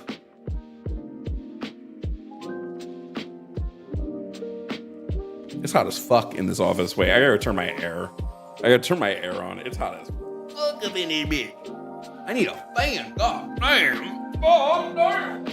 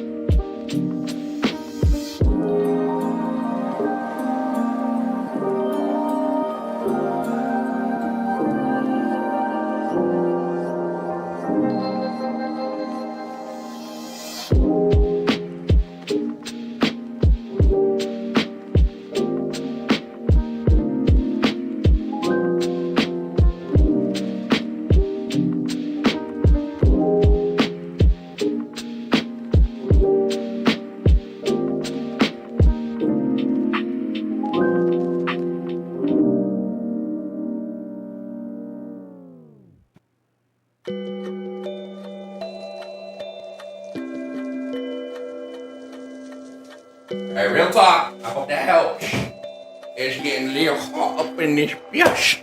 All right. Let's keep this going. All right.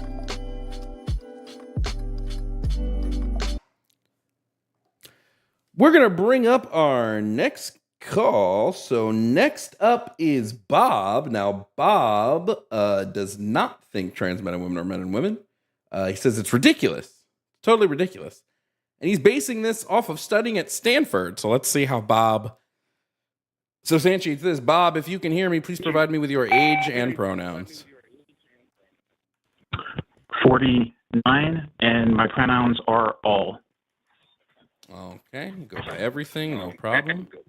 Where we have an echo, so you gotta, if you're watching the stream, turn it off, or if you're like on speaker, you've got to switch to like headset because I can hear myself. I think I did just switch. Okay. Yeah, I don't hear back. Right? I did just switch. Yeah, I don't have a speakerphone any longer. I still hear it though. I'm sorry about that. I don't know how to change it. You don't have the stream up still at all? I don't. No, I don't. Try going back on speaker. Let me try to close all the. I'm on my phone. I mean, I can try to close all the other tabs, but I don't think that's the reason. But let me try 1 second. Yeah, you're also a little staticky. I mean, it's workable, but it's not great. I don't know if that's any better. It's still nope. Yeah. I can still hear myself. Try. Do me a favor. I don't hear an echo, but I believe you. Let's try this. Let's try this. I'm gonna. Distracted. Let's drop, and then you try calling back, and I'll take your call immediately, and so we'll see if that fixes it. Okay, sure. 1 second. Yeah, I can. I can't do a call like that the whole time.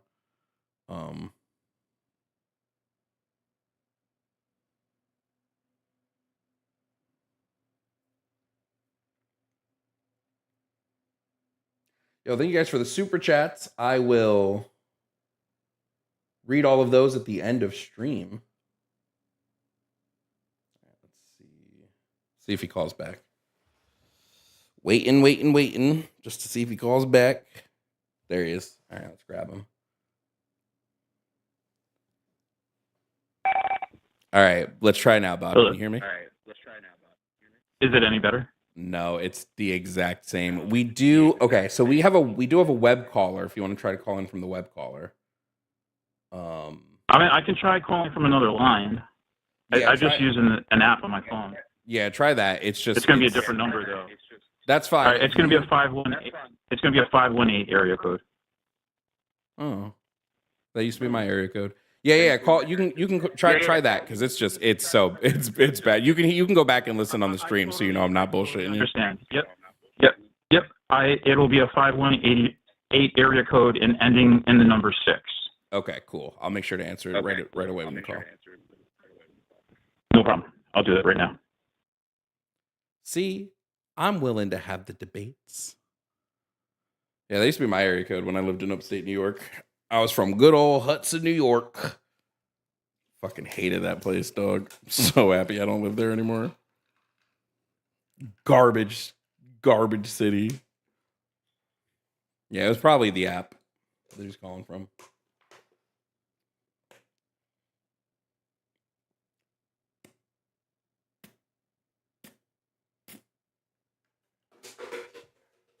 I need to get a trash can in here. I just tossed my water bottles, and at the end of the night, I just picked them all up. I really should get a trash can. Carsmella, thank you for the Venmo. Said, "What's your favorite soup?" I don't like soup. I don't like hot liquids. I don't like them.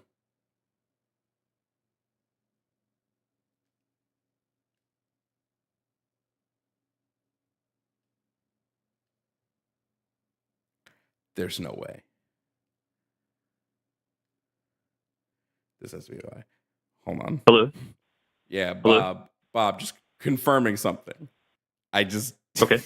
So the call screener, the call-in system we have, will let us know when people have called in before. Have you called in before, Bob? I have called in before. A couple months ago. Mm-hmm. It was a couple months ago. It's like a month. Maybe a month ago. Mm-hmm. Mm-hmm. I think it was over a month ago, but that's fine. Mm-hmm.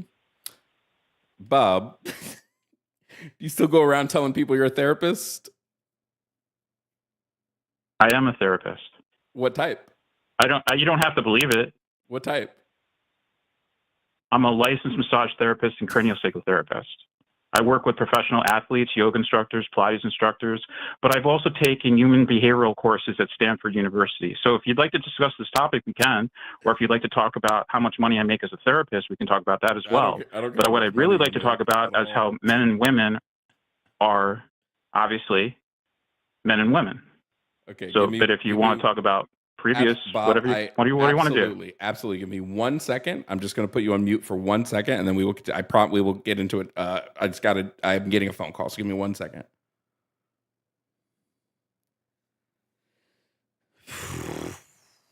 Fuck, please answer the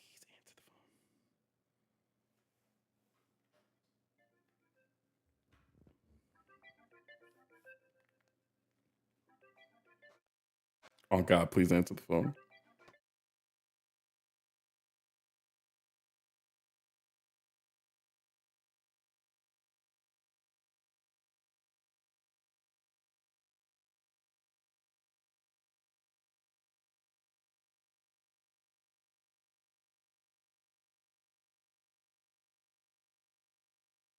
Un momento, chat.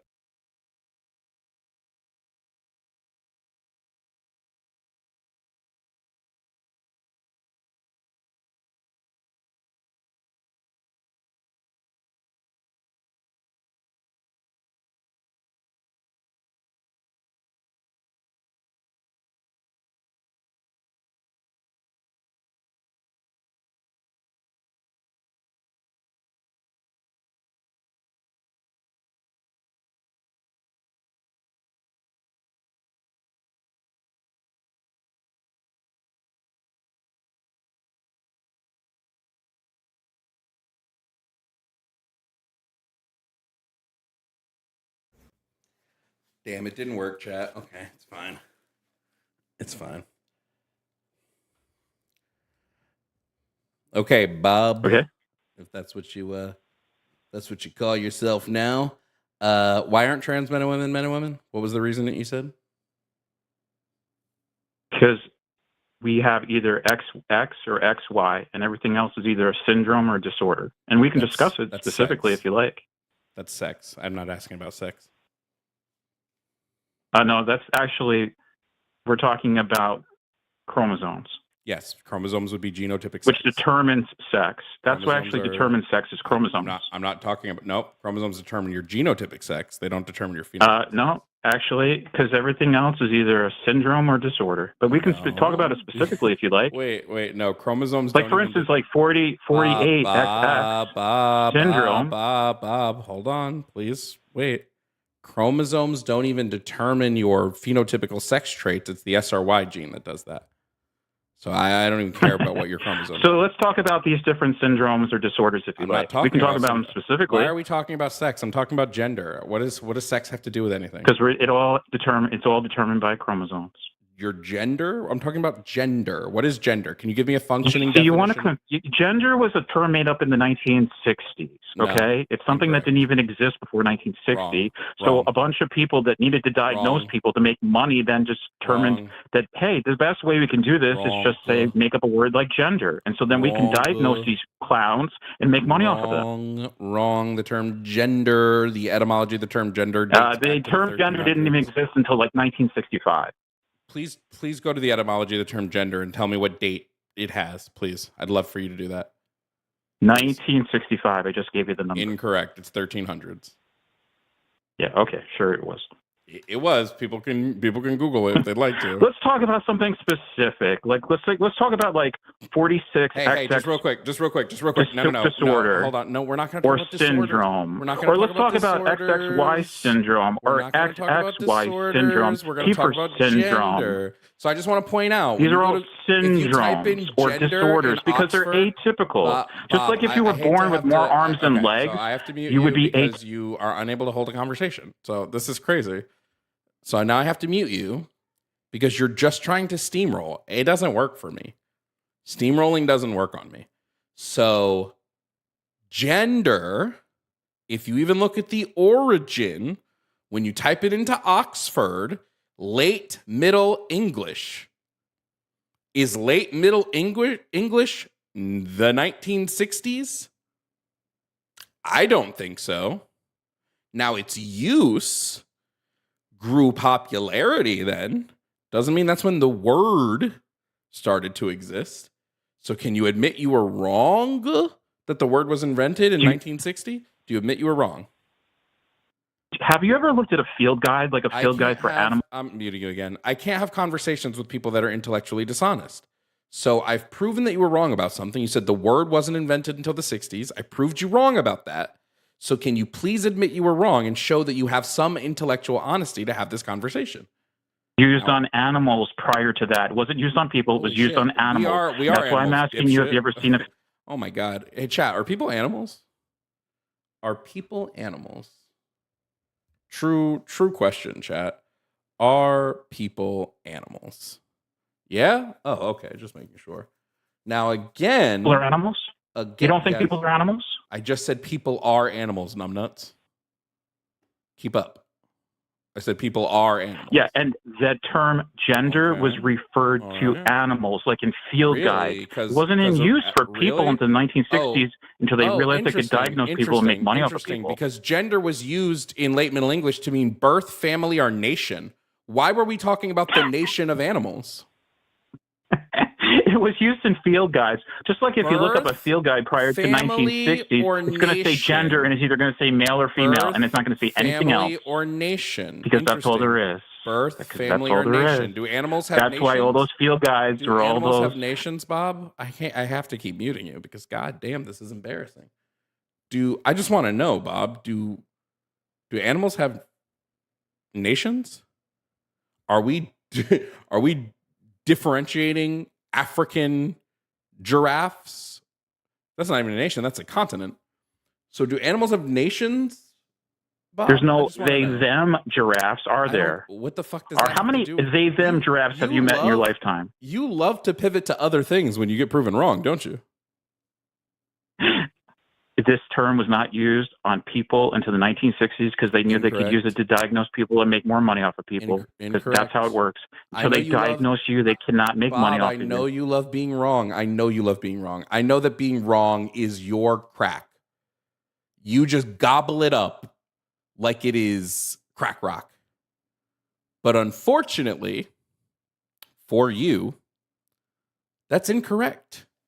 So unless you can admit to me here, Bob, Norm, whatever you want to call yourself, unless you can admit to me that you were wrong about this, we're not moving forward because it's just proof that you are intellectually dishonest. Can you prove to me that you're not intellectually dishonest now, Bob Norm?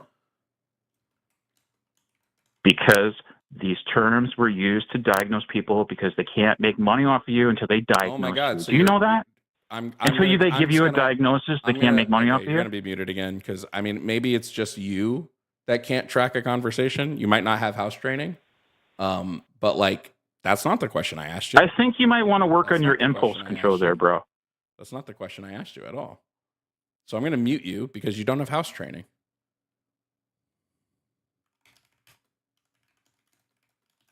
It's kind of embarrassing. Kind of super fully embarrassing. I don't know. Maybe it's just me, but I like to admit when I'm wrong. The other day, I was wrong about something about Catholicism, and I said, oh, my bad, guys, I was wrong. Now, here's the fun part. Gender, okay?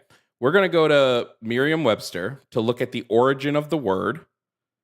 And what does Merriam-Webster say here? The phrase gender began to be used with people in the, what is this?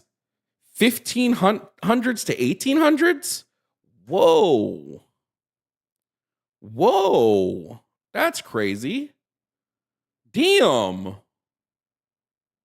Now, I was told by Bob that it wasn't until the 60s. Oh, but I'm sure Bob will admit he was wrong. Let's find out. Bob, are you going to admit you were wrong now? Waiting. Oh man, you're pretty funny. Waiting. You guys are so sick.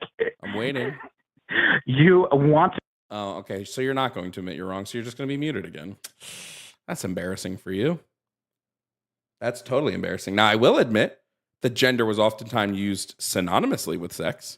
Absolutely.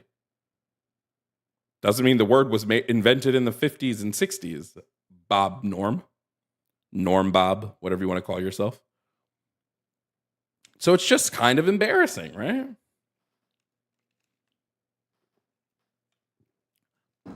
What do we think, chat? Is Bob Norm embarrassing? Kind of weird that a therapist, quote unquote, can't hold a conversation, but that's right. You're just a massage therapist. You don't hold conversations, you just hold ligaments. Now let's see. Maybe you've had enough time and time out. Can you admit you were wrong now, Bob Norm, so we can move on? Do you belittle your boyfriend like this? Kind of curious. Wow. Is that how you talk to your boyfriend? You belittle him? Wow. Is that you got? The you talk down to him like he's a little child. Club chuckling. Does that make you feel good? We're all laughing. Pretty funny, right? That was so wow. Peak 2009 humor. I love peak 2009 humor on the year of our Lord 2026. I guess I'll mute you again, Bob, because you physically can't admit you're wrong. It's just not a talent that you have. Not something you're able to do. You can't admit when you're wrong about something. It must be some part of your brain that just stops that from happening. Probably the same part of your brain that stops logical thought. That's too bad. It's too bad. I wouldn't label it as a disability, but damn, it's definitely affecting your ability to be a genuine debater, quote unquote. Now, Bob Norm, I'm going to give you one more chance.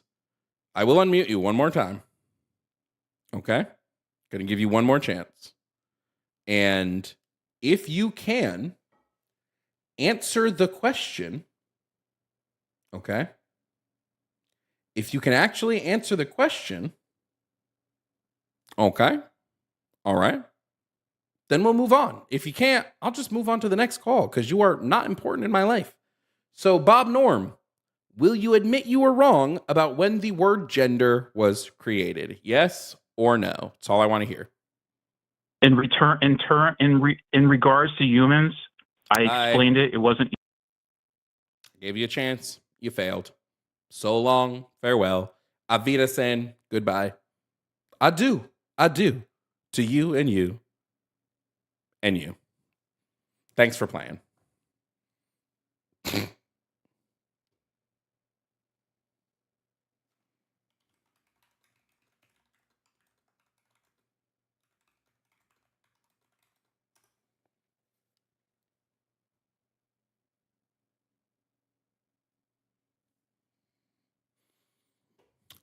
Oh, well, you know, for somebody who's a licensed massage therapist, I really would expect, I don't know, more.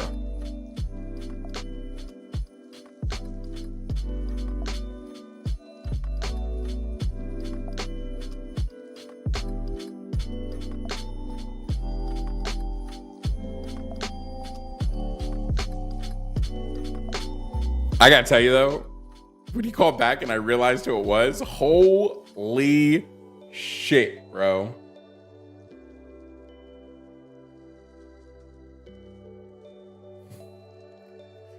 I called Katie. I tried to get Katie here. I literally called Katie and they didn't answer.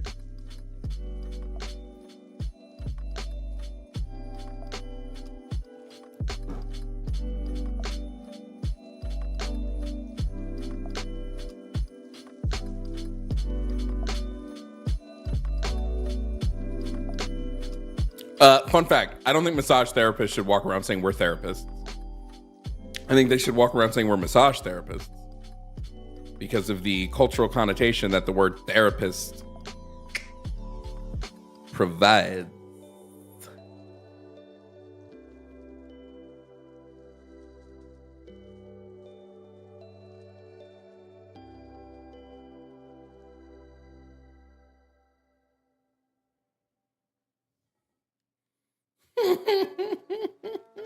Anyway.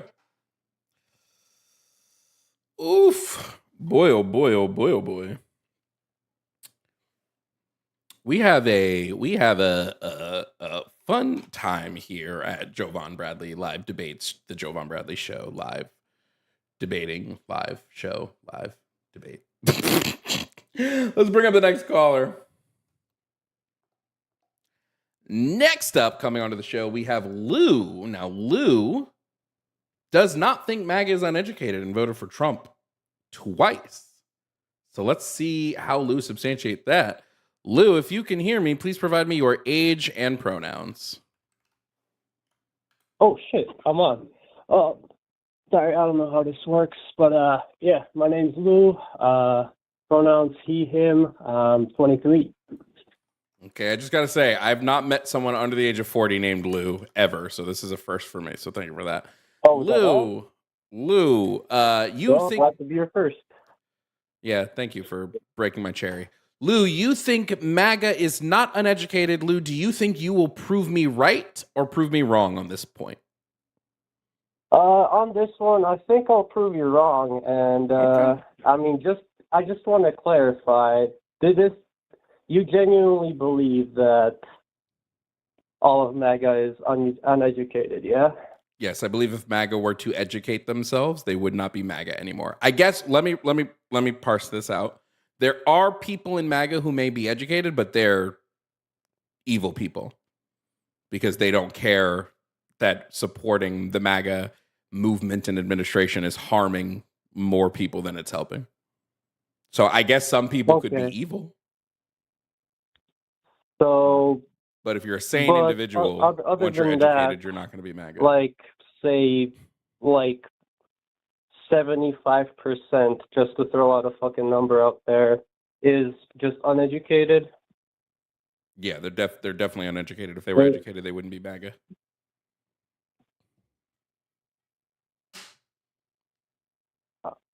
But I mean, how would you feel if somebody said, for example, 90% of the country graduated with a high school diploma, and it's about 50-50 with Republicans and Democrats, yeah? Graduating school doesn't mean you're educated. We can agree, just for the sake of the argument. Lou, graduating school doesn't mean you're educated. It just means you graduated high school. I know really dumb people that graduated high school. Oh yeah, and I do too. Shit. But I mean, where I guess are we drawing the line here with? I guess what's the criteria to be educated in your book? I would say educated is having an understanding and a knowledge base around specific topics. This would be the topic of political policy, both domestic and foreign, things like that. If you have an understanding or a concept around those, then that's being educated, because we're talking specifically about MAGA, so we're keeping in the realm of politics. I would even say maybe even social stuff too, not just politics, but maybe social policy as well. If you are not any of these things, then I would say you're uneducated. And MAGA has consistently proven to me, well, it's the new year. I think my number is, God, what is it in the new year? 6-1 or 6-0 for MAGA being educated. Okay. Well, but then consider, I guess. So, I mean, obviously you're on the left. I mean, I'd say I'm more on the right. I mean, we all get our content from our social media and all, and do our research that serves our specific perspective.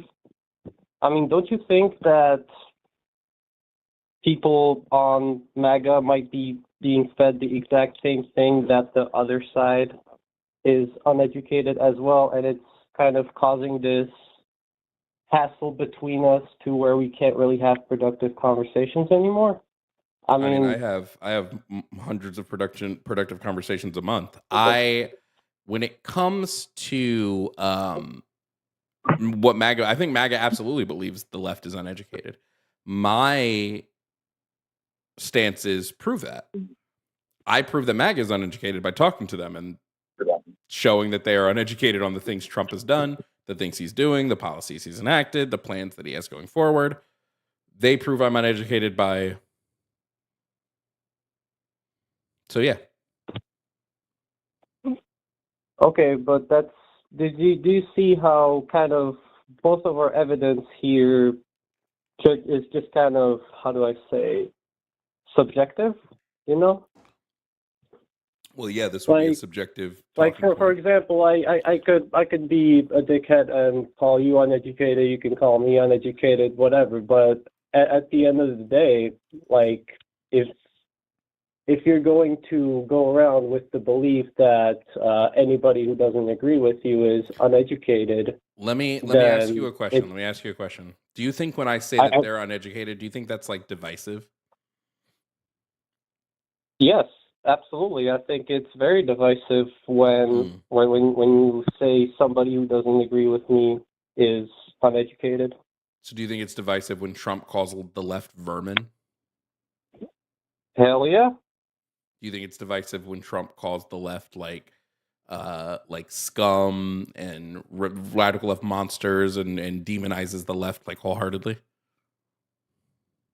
I mean, shit. Yeah, that's pretty fucked up. Mhm. And I mean, I kind of, especially after COVID, politics have really taken a gigantic shift in that, man. I remember back in the day, there was like a. No, I'm not even gonna get into the compilation with politicians complimenting each other and all. Okay, But like, let me ask you. yeah, let me ask we you a question. Let me definitely ask you a moved question. towards that time, you know. Lou, and let me ask you a it's question real coming quick. from both left and right. Let me ask you a question real quick, Lou. Yeah. When it comes to Donald Trump, do you believe that you are educated on his policies, positions, on the things he's done, the effects of those things, stuff like that? Because I'm going to be honest with you. I don't think calling someone uneducated is a bad thing. Because do you know what you can do if you're uneducated? You can educate yourself. Uneducated is not an inherently negative thing. It's just what is. It is the case that MAGA, in my opinion, almost 100% of the time, are uneducated. Now, they can educate themselves, but what tends to happen when they do that is they leave MAGA because they go, oh shit, this stuff is terrible. Isn't that kind of what happened with Candace Owens in 2016? What? Yeah, when Candace Owens, she used to be a Democrat, man, and then made the switch in 2016. Candace Owens made the switch because she was getting paid buckets of money to be a right-wing political commentator. Shit, you do it too for a check. Shit, I mean, fuck, obviously no one's gonna know that she did it for a check, but well, we all know that. Hey, either way, here's something to remember. Think about this. Take me for example. I'm a political commentator. I'm a political debater. I have no corporate sponsorships. My allegiance is to nobody but myself. I get no money from any sort of corporation. I don't get any YouTube sponsorships, Twitch sponsorships, none of that. Okay? Okay, I can change my mind. Hold on. I could change my mind tomorrow. It wouldn't matter. I'm not going to lose a $1 million check, right? If Candace Owens changes her mind tomorrow and becomes a Democrat, she loses millions of dollars. If Steven Crowder changes his mind tomorrow and becomes a Democrat, he loses millions of dollars. If Ben Shapiro changes his mind and becomes a Democrat, he loses millions of dollars. These people have an agenda. You're never going to get an honest opinion. Sometimes you will. Let me rephrase that. Sometimes Ben Shapiro gives an honest opinion. But as soon as Nick Fuentes started criticizing Trump, like a bunch of people in the Trump camp dropped him. And I think they should drop him for more stuff because he's a literal Nazi, but that's besides the point. I kind of did too. But, I mean, so sorry if I gave you the impression that I was like a hardcore Trumper. Well, then let me ask you a simple question. Why did you vote for him? I did, yeah. Yeah, why? Why? I liked what he has done in 2020 with the economy. And what specifically? Like, what specific policies did he pass in 2020 that benefited the economy? In 2020, fuck, that was 4 years ago. Crazy to believe. No, 6 years ago. Time flies by hella fast. So we go back to 2020, COVID. That was fucking terrible. But let's say, I guess, yeah, before COVID. Wait, that was a while ago. I remember that the 401ks were really good that year. Okay, but that's not remember, Lou, this is the thing. What I asked you is what legislation did Trump put into place to make the economy better? Right? Just because the economy got better while he was in office, that's causation doesn't equal or correlation doesn't equal causation. What did he do specifically? What did he do specifically? 2020 was the year we're on, yeah? Yep. Yeah. Oh, yeah, that was a terrible year for the economy. Never mind. It was not 2020. I was wrong on that. But before, 2016, that history of just economic, and because the economy was so great over the span of his last 4 years, I thought something similar was going to happen, basically. Sure. Let's take the entirety of his first term, Lou. What did he do throughout what policies did he enact throughout the entirety of his first term that led to positive economic growth? Yeah, obviously I'm not going to have something off the top of my head. So I'm going to get my computer out here. Hold on. All right. 2017 in December, so they're just at the end here. He did the Tax Cuts and Jobs Act. Yep, the Tax Cuts and Jobs Act hasn't been the corporate tax rate, and essentially was the whole idea of trickle down economics, which after now I kind of believe is bullshit. Yeah, it didn't happen. We didn't see an increase a relevant increase in middle class income due to the Tax Cuts and Jobs Act.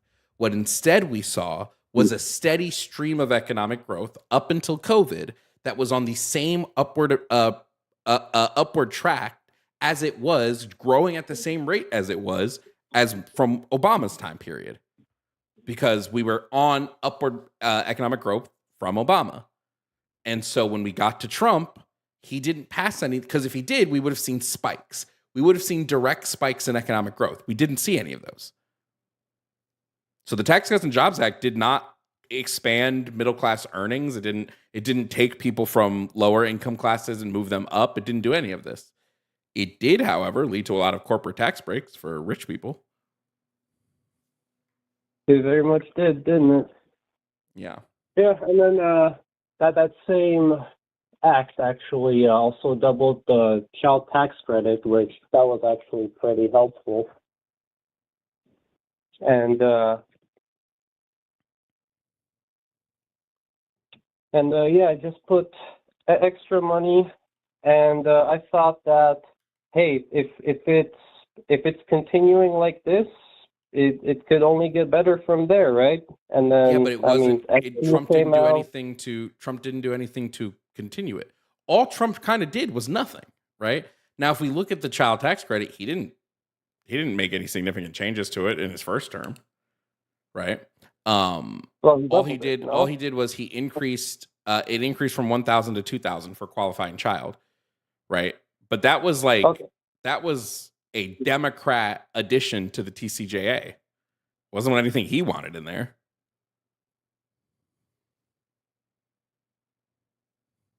All right. And then if we want to go even further, when Biden came into office, Biden expanded it further. Biden expanded it to what? 3,600 per child under the age of 6? Something like that. We can see. So I'm going to look when it came election time. What I was going to do is I look at what these people did. So if I see that Trump raised it, but Biden raised it more, I'm going to go, well, why wouldn't I go with the guy who raised it by more? Uh, I mean, if it's Biden isn't really running anymore, though, is he? No, but even Yeah. then, I would have gone with Harris over Trump any day of the week if I'm just looking at like policies. Well, with Harris, there was the open borders. What's really got me. It seems Okay, like let she me just let me wanted an let me ask influx you of. let me ask you a I question. won't get into that. What was Harris's record at the border? Like, what was her track record? Track record at the border. Yep. I'm sorry, I'm not exactly understanding like how many she let in versus how many she kept out. Well, so she didn't let What was anybody the in. other- Here's the thing to notice. People keep using this term open borders. Open borders don't exist in America. We don't have them now. We haven't had them since like the 70s, right? We don't have open borders. The border is closed and it is illegal and was illegal under Biden and is illegal under Harris to cross the border. Now, it is not illegal to come in and apply for asylum, right? You can apply for asylum even if you don't come in at a port of entry. That's just a law in the country. So like if people want to change that law, then that would become illegal. It's not illegal currently.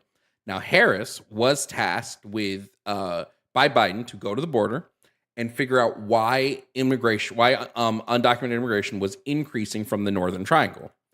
The Northern Triangle countries are 3 countries in Central America. It is, I'm not going to get it wrong like I did last time. Last time I said the Southern Triangle countries, chat. I'm not going to do that this time. The Northern Triangle is Chile. Nope, that's the Southern. Guatemala, Honduras, and El Salvador. So she went in to see, okay, what's going on here? Now, Harris worked with the heads of those countries and said, oh, well, it looks like what's happening is these countries are suffering economically. So that's why this is increasing. So Harris said, okay, let's create some programs to create jobs to help stabilize your economy a little bit. And what we saw from this was a direct decrease in immigration, undocumented and naturally, from the Northern Triangle countries by over 300,000. Okay. So- Undocumented immigration, it's not very good, is it? I mean, I don't personally care, but if you're going in there going, well, how do we stop undocumented immigration? Harris seems to have a really good track record of that. Whereas Well, Trump hasn't really stopped undocumented. I mean, we can even look at Trump promised he would deport 1 million people in his first year. He's deported Hold on. 600,000. You don't think undocumented immigration isn't bad? I don't think it's a problem. No, no. I don't think it's a problem. I think it's made up outrage. What if, let's say, these undocumented immigrants came in legally? What if they did? Well, I don't care one way or another. Yeah. I think it's fake. I think it's fake outrage. I think it's being used to radicalize a base of people to think that undocumented immigrants are causing all of the problems in the country when they're not. They're quite literally the opposite. Mass deportation from Trump is lowering our GDP. It's raising the prices on groceries and other in hospitality and service industry things. It's costing us tax revenue. It's raising the deficit. It's by all metrics. Even if you want to say undocumented immigration is a problem, mass deportation is not a solution to that problem. It actually hurts us. And again, I actually agree there. Trump is failing on the mass deportation. I agree, because once a person puts in, once a person sets foot in the country and does whatever economic output they provide, once you take that away, yeah, GDP is going to fall. That's very true. And mass deportation is, yeah, it's a terrible thing. I actually agree with you that that's not something that should be done. Mm-hmm. However, what I'm getting at is it's also a pretty big problem if you're going to come into the country undocumented, because then you get into a kind of, how do I say, you basically strip away your safety net What safety net? that distinguishes you between you and the criminals. What What do you mean by that? Well, if you're an illegal immigrant, you're pretty much a criminal already. You've committed a crime, no? What do I care about a victimless crime? What do I don't give a shit about victimless crimes. And I don't either. But But what you I'm are right getting now. at You're caring is about a victimless crime. Them coming in the country illegally doesn't hurt me. Now, yeah, do I think it doesn't? but here, doesn't let me ask you a hurt question. me Let me ask either. you a question, Lou. Let me ask you a question. There are two Oh. massive leaders when it comes to undocumented immigration. Do you know what those two things are? I'm sorry. Can you repeat that? When it comes to undocumented immigration, there are two things that increase the likelihood of undocumented immigration happening. Do you know what those two things are?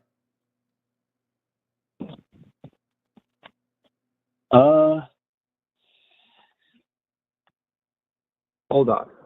One more fucking time. I'm sorry. I need to actually listen. Okay. Let me when it comes to undocumented immigration, there are two things that will increase the likelihood of it happening. Do you know what those two things are? Yeah. I know one of them is refugees, No, and because refugees are legal. no. Yeah, refugees seeking asylum, it's legal. Oh. It's not undocumented. Okay. That's not like illegal immigration. The two things that increase the likelihood of it happening are poverty. So the poorer your countries are, the more likely somebody is going to try to leave and get to a country that has a more stable economy. And the second is a decrease in legal or inputting challenges to make legal immigration harder. Okay? Those are the two things. All right. Now, let's talk about the first one, economy stabilization. Trump could do this, right? Trump could say, hey, I want to stop illegal, because what you have to remember is most of the people that come over here, I mean, you can probably add crime to that, but crime is bred from poverty, so it's still poverty. If Trump said, hey, we are going to help these other countries stabilize and better their economy by engaging in them in fair trade practices, getting them set up in all, and that's going to lower immigration from there, and then we're going to be set. I'd be like, that sounds like a goddamn plan, Trump. W to you, let's go. I'd be like, there we go, let's go. I would sing his fucking praises. He's not doing that. Instead, he's actually sending America to help destabilize more countries, which is what he's doing in Venezuela right now, is trying to further destabilize Venezuela by siphoning off oil so Exxon gets their paycheck again. He's admitted to this. The second thing we can talk about is decrease in legal immigration. Under Joe Biden's presidency, his 4-year terms as president, about 12 million people came into this country illegally. That's what the DHS has quoted. Donald Trump, in his first 4-year term, now I'm not going to say that this is a causal thing, but it is a coincidence that really always sticks out with me. Donald Trump, in his first 4 years as president, decreased the number of legal immigrants in this country by 12 million. Does that seem like a weird coincidence to you? That he decreases the number of legal immigrants by 12 million, so the number of illegal immigrants increases by 12 million? Shit, that's a pretty common pattern with the number 12. Seems pretty weird. It's like 11.8 and like 12.6, but like we round. So it seems That's weird. kind of weird, isn't it? Seems weird. I won't say it's the direct cause, obviously. But when you add barriers to entry, people are going to find illegal channels. And that is what happened. When you destabilize nations, people are going to find illegal channels. And what we need to do is we need to focus on the actual ways, because again, a lot of the people that come to America do not want to leave their home countries. They love their homes. They would rather be there. I'm an immigrant myself. Yeah, and you did. I assume, yeah, like you said, you didn't want to leave your home country, right? I absolutely wanted to leave my home country. Why? Sure. Why did you want to leave your home country? Absolutely hated it. People there sucked. I was also really little, so that's all I really cared about. Okay. Well, I So would no? say Yeah. you don't. Well, I mean, that's just personal experience. That doesn't Yeah, fucking matter. I don't know. I don't know what to. If you were little, I don't really know how to stay. But I'm talking like when adults leave their countries. Often, a lot of people, because you have to think about it this way. A lot of people who leave, they send money back home, where their families are. They want to be with their families. They just would rather be with their families in a place that's a bit more stable.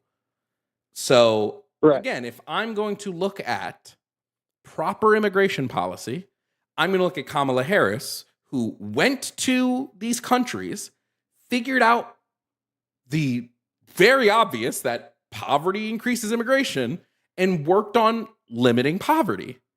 Now, I don't think she's perfect, but I'm going to look at that versus Trump going, I'm going to deport 1 million immigrants in my first year as president. He didn't do that. I'm going to save us money by deporting. We're spending more money. The deficit's increasing. We're going to have the best GDP. Our GDP is getting worse.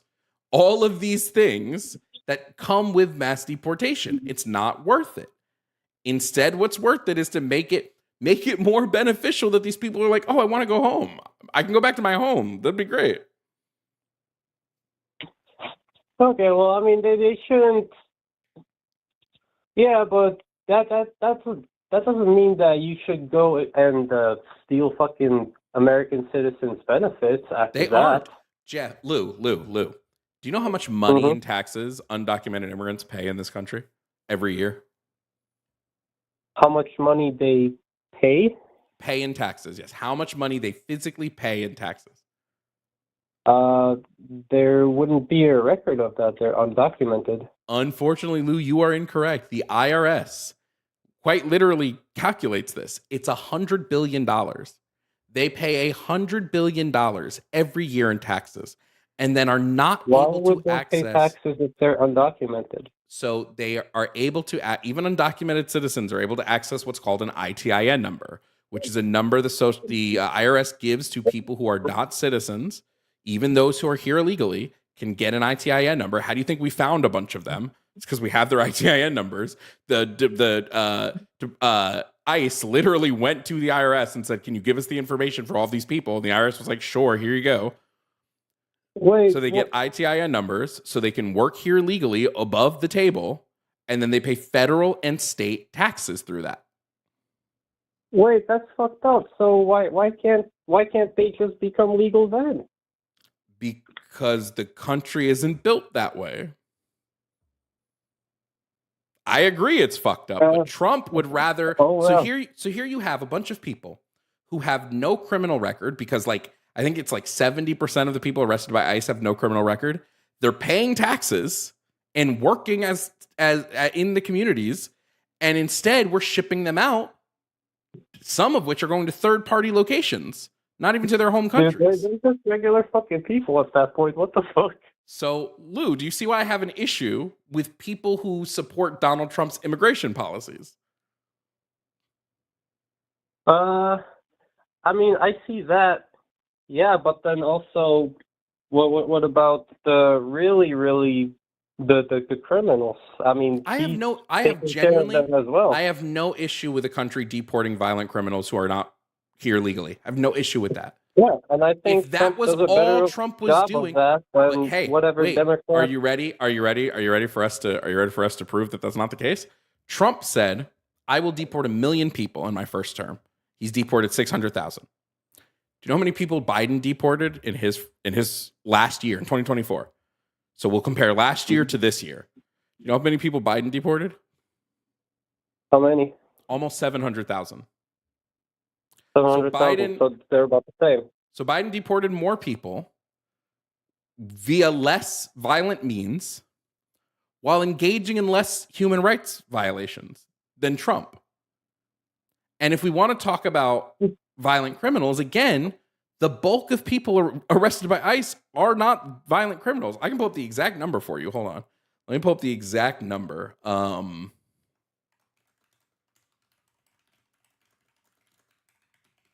Give me a second. Yeah, 74% of ICE deportations have no criminal convictions. 74%. So he's not going after criminals. Okay. If he's going after criminals, that number would be way higher. Now, we could say, hey, maybe some of them just haven't had court yet, but sure, then they should go to court first before kicking them out. Why? And the bigger problem is the amount of people he then kicks out and sends to places like CCOT, which are literally concentration camps in other countries. They very much are. So again, if Donald Trump is deporting less people, he's doing it more violently. He's doing it while violating more people's civil rights. He's sending people to concentration camps, people who are not criminals. Like, we can look at a direct example, fucking Kilmar Abrego Garcia. A judge literally just threw out the case the federal government had against him because they said, you have no fucking evidence for this. You're just making shit up. So if Trump is doing all of this, why would I support that immigration policy over the other ones? I mean, no, I don't think anybody really would. Except a lot of MAGA who are Okay. uneducated I see. because they have not researched any of this. They just hear his lip service and agree with it. But let me tell you something. You voted for Donald Trump, right? You started this call out. You started this call out uneducated. Guess what has happened since this call? You've been educated. I'm most likely going to retain about 10% of this information, dude. Sure. The call's going to be posted to YouTube in like 2 days. The call's going to be posted to my YouTube in 2 days. Just go watch it back. Yeah, all right. Lou, we've agreed here. Trump is doing bad. I hope you don't continue to support him, but that's your prerogative. No, my prerogative is that we got tricked, but I don't think that makes everybody in MAGA uneducated. And you yourself said that you think there are educated people in MAGA. Sure, if you're not uneducated, you're evil. What are That's going to be my stance, and that won't change. Okay, let's actually unpack that. Why do you think so? Either anybody in MAGA is either uneducated or evil. Okay, so then I guess what would make someone evil? Supporting sending people to concentration camps. Supporting sending people. Okay. Do you think? For instance, hold on really quickly. I'm gonna point this out right now. We don't even have to use the word evil, but I can say bad person. You now know Trump is sending people to concentration camps. Do you still support his immigration policies? I haven't supported him before this call. I just voted for him in 2024. Voting is support, my friend. And after this Epstein stuff came out, then I was like, no, fuck this. This guy's a fucking lunatic. Okay, well, I'm glad you don't support him anymore because of the Epstein stuff.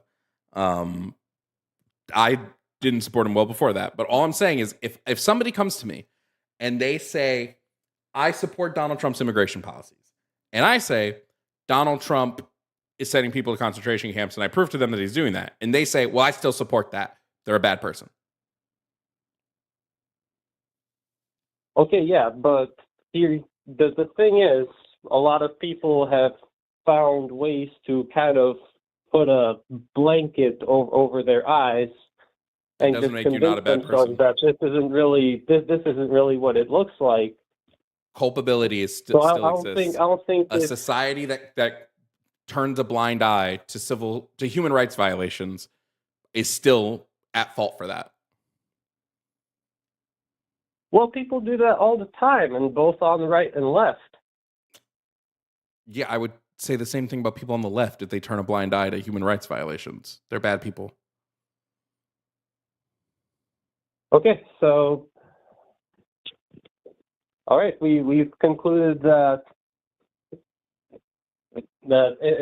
there's people both on bad people both on right and left, but I've never said there weren't, but I just like I think there are. Wait, real that quickly. there's I think there are MAGA, Hold on, really quickly.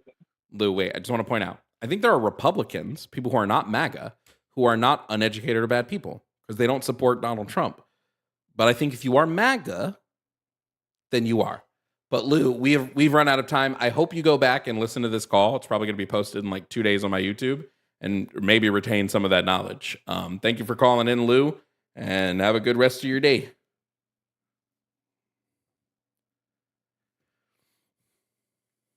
I ain't never finna support a concentration camp, bro.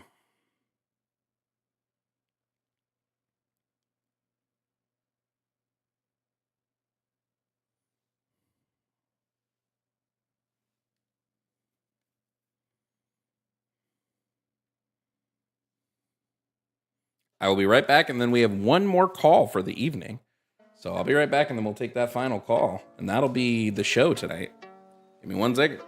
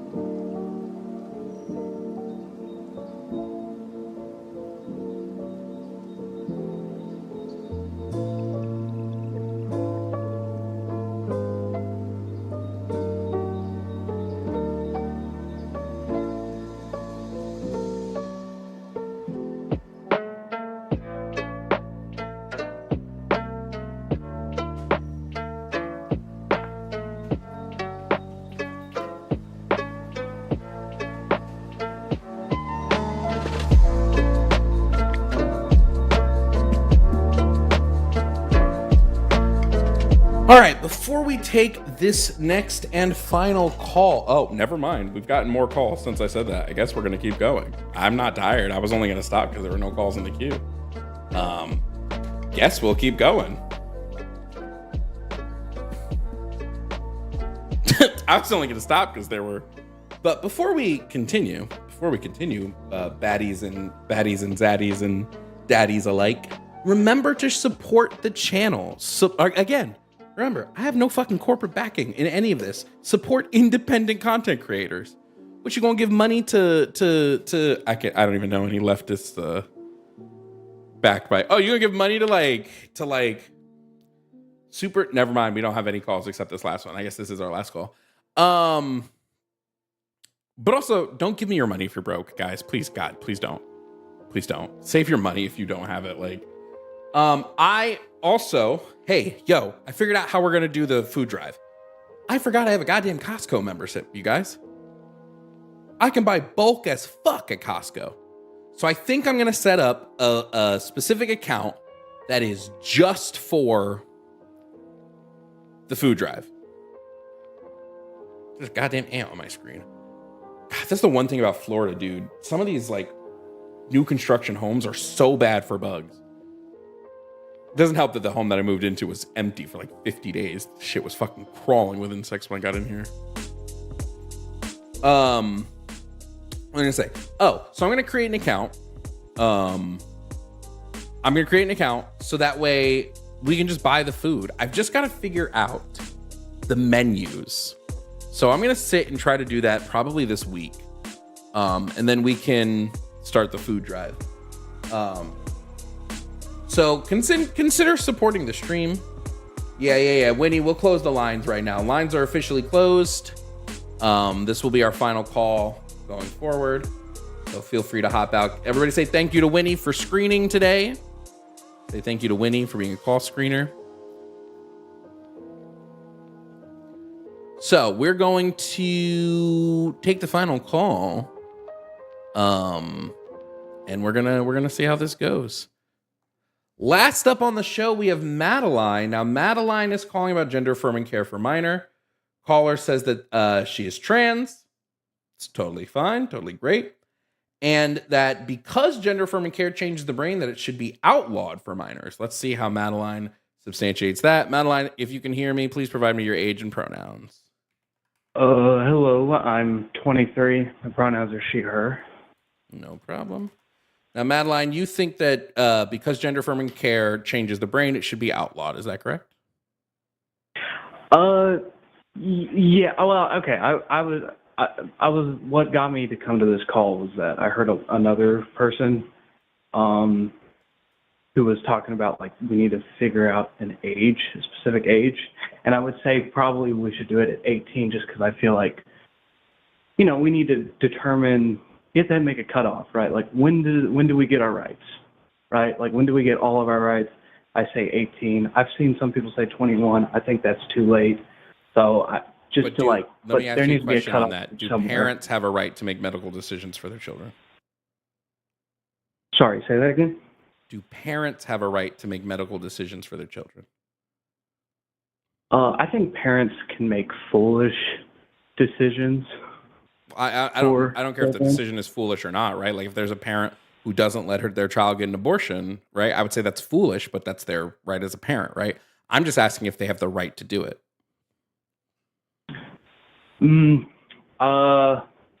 Honestly, when it's like really, I don't know. I don't know if I would say that, or like when it's something that's not like life-threatening, like directly. Like in terms of like physical. All right. Let me ask you a question. What evidence do you have of gender affirming care? And I would assume it would be negatively impacting brain development. Okay. Well, my thought on it is that it's like, I wouldn't even say it's necessarily like, I don't think it's guaranteed to negatively affect. I just think it's a very powerful effect, and that individual. Okay, what is the really effect needs at to be all? ready. What's the effect? Well, like obviously it changes your body, but one of the things that made me call is that you were saying something like it's not mind altering, and maybe not in like a scientific way, but like it's going to affect the way you perceive the world and the way you think. I think it does.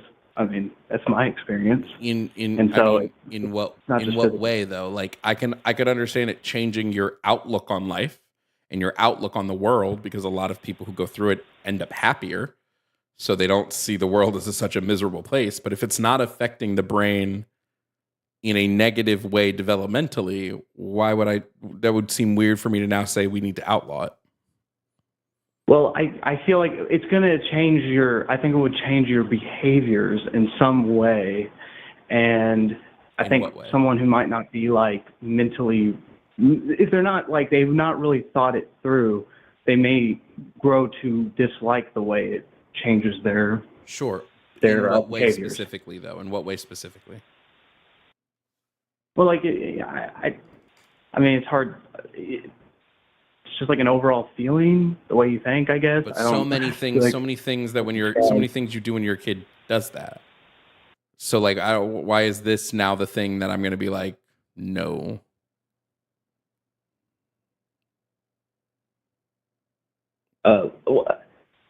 Because okay, I was thinking of my favorite term on it. It's like, I guess I'm just saying like I would say it's like in terms of gender, it's like taking hormones and surgery. That's like the gender nuclear option. That's how I would describe it. So it's like, and it's going to force you down a path mentally and physically. Option. And someone who's very young may not have the wisdom to know that that wasn't the path they wanted to take yet. Yeah, but we know the regret rate, it's 3%. So I don't know, and the desistance rate of people who are taking puberty or any gender affirming medical care is 1%. So the bulk of this isn't happening for the bulk of people. So why would I outlaw it for 99% of people when only 1% of people are desisting after they get any medical intervention? Well, I just feel like like there's safer ways to explore your gender pre-18, like, and you could do that. Wait, but supervised by how your are you parents. deciding? How are you deciding what is safe for another person? Well, okay, maybe not. Okay, sorry. I was thinking about that, and I thought you'd bring that up. I'm not going to say it's unsafe. It's not unsafe. It's just there's less powerful ways. That's the term I'd use. Is like, I think you should explore less powerful ways around your gender before you go to what I was calling the gender Why? nuclear option. Well, okay, but let me ask you: what if they've already done all that? That's why, like, when they hit 18, and it's like, if they really explored and they were still like, yeah, this is the path I want to go, then And now they have to spend more money. Now they have to spend more money and try to reverse all of the effects of their natural born puberty. Even though they, again, only 1% of people desist and only 3% of people have any regret rates at all. So we're forcing them through natural puberty just to end up in the position they would have if they had started 4 or 5 years prior. Well, I mean, I don't think there's anything, I don't think that makes them any less, anything wrong with their transition just because they started later in life. At least they would have more wisdom behind that transition before they started. What? Just because they went through, they were, if they started at 15, they still went through some of their puberty, natural puberty first. Just because they went a few more years with it, that doesn't make them any less a trans man or no, trans it has nothing woman to do. It has nothing to do with them being more or less of a trans man or woman. It has everything to do, though, with how much now it's going to take to reverse the effects of. So, for instance, masculinizing puberty. It takes a bit to reverse the effects of that. They might need facial feminization surgery, which is going to cost more money and be more painful in the long run than if they had just been on pubertal suppressants and HRT. They could need vocal feminization surgery, which again costs more money and might be more painful than had they just done it that way. Their body is going to have grown in a more masculine way, so it might be a bit more broad. They might have a bit wider shoulders, which isn't really correctable at all. All of these things come to pass when all they needed to do was start their HRT earlier, especially when we see when we see very, very, what's the word I'm looking for? Minimal negative effects coming from pubertal suppressants and HRT when doctors are able to actually monitor their patients. It just seems like we're saying, I'm worried that bad things will happen if we do this, and then ignoring all the bad things that happen when we don't. I just feel like there might be a higher, even that 3%, if there's that, I hate the idea of a child having regrets later. What about the 97% of people that regret not doing it? You don't care about their regret. You don't care about all the people who regret starting late. You only care about the 3% that regret starting early. They would, they would still have that option, and 18 is still pretty young, But you're missing all the stuff I just said. I don't think those physical traits are that big of a deal. They can, it's not going to. You don't think it's that big a deal. They do. There are people who kill themselves before 18 because of those physical traits. Because they have to watch their body go through, listen, I think there are plenty of people whose gender dysphoria is not bad enough where they need medical intervention. Those people exist. There are tons of people whose social interventions work, right? And for them, social interventions are all they need. There are just as many people where that is not enough. And to say, hey, I care more about the 3% of people that this may harm than I do about the 97% of people that it's it just feels like we're putting the cart before the horse. I feel like, it'd be better if we just if we taught parents to be more open to allowing their children to explore less permanent gender options before 18. Listen. That, I I think don't that think would be a there way is to an help issue, their Madeline. mental health. I don't think there's any issue with expanding, right? Expanding the amount of social transition we give to people. No issues with that whatsoever. None whatsoever. I think totally fine. Okay? I think it's bad if we do that while outlawing the medical interventions. Because all we're doing is saying to all the people this doesn't work for, right? Which are thousands upon thousands upon thousands of people, suck it up. And hopefully your gender dysphoria doesn't get bad enough that you go the route of suicide. Well, I mean, even if they start later, that would help with their suicidal tendencies. If Like if they're it gets alive, that bad, it would still help with it. if they're there, if they haven't already gotten massive amount of comorbidities from it, if they haven't developed anxiety as a comorbidity from the mental health issues that they've had, if they haven't developed depression as a comorbidity, if they haven't developed any litany, PTSD, any of the litany of things that that comorbidities exist within the trans community, a lot of those comorbidities come from the stress of gender dysphoria. Now, don't get me wrong, a lot of them are societal, and if we can change that, that will help, but that doesn't negate the fact that gender dysphoria as a medical condition exists with a diagnosis so you can get treatment for it medically, because it does affect you in a litany of ways. And I'm not willing to put the benefit of that treatment over this marginally existing risk. I'm not willing to do that. I think that just harms people.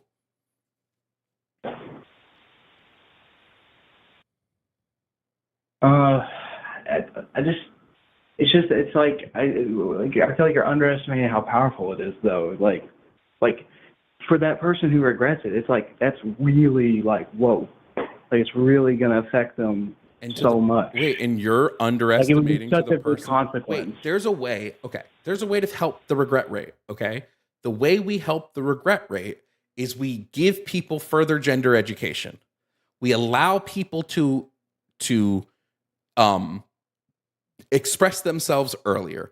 We allow people to get the education earlier. But the way we don't solve the regret rate is by outlawing it, because that just tips the regret rate further in the other direction. Again, 3% of people regret versus 97% of people who don't. And we actually have, I think we have numbers on this, on the amount of people who regret not starting sooner. Wait, let me see.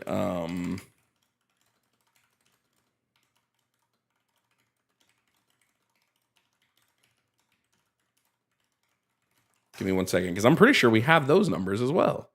And I expect that they're pretty high.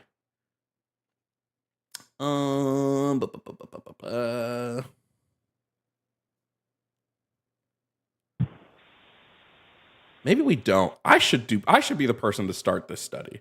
I should do a study on this. I'm not showing a direct study about this, but if somebody has one, send it to me. I don't, maybe one exists. I'm not showing a direct study that talks about regret other than regret rate post medical interventions, but I really would love a study on the regret that people experience who transition later in life versus had they been able to transition sooner in life. So, again, it just seems like we're willing to sacrifice 97% of people for 3% of people. Yeah. I mean, I guess I'm just saying, like, you know, even with me, which I didn't start that late, but even with me starting relatively later, it still had, like, massive effects that would help their mental health, even if they, like, I feel like that it's already going to do a lot, and it's already going to change them so much, even if they start later and they started early before they've even like gotten to start their adult life in any way of like understanding the world around them and how the rest of the world's going to interact with them. I just remembered we do have a fucking study on this. We have a really big cohort study on people who received gender affirming care sooner than people who didn't. Where is it? Holy shit. I don't remember if I saved that study. But if I'm remembering the study correctly, it was people who were forced to wait versus people who didn't. And it found across the board that people who were forced to wait were much more unhappy and had worse mental health outcomes than people who didn't. And I'm going to be annoyed if I can't find the study. I think it was literally just last year. I think like quite literally, this study was just last year. It's not that one.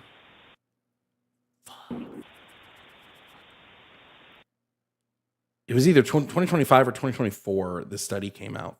Fuck, dude. This is going to annoy me. If anybody figures out the study, God, post it in the Discord so I can... By the way, is your Discord free to join? No, it's only for paid supporters. Okay.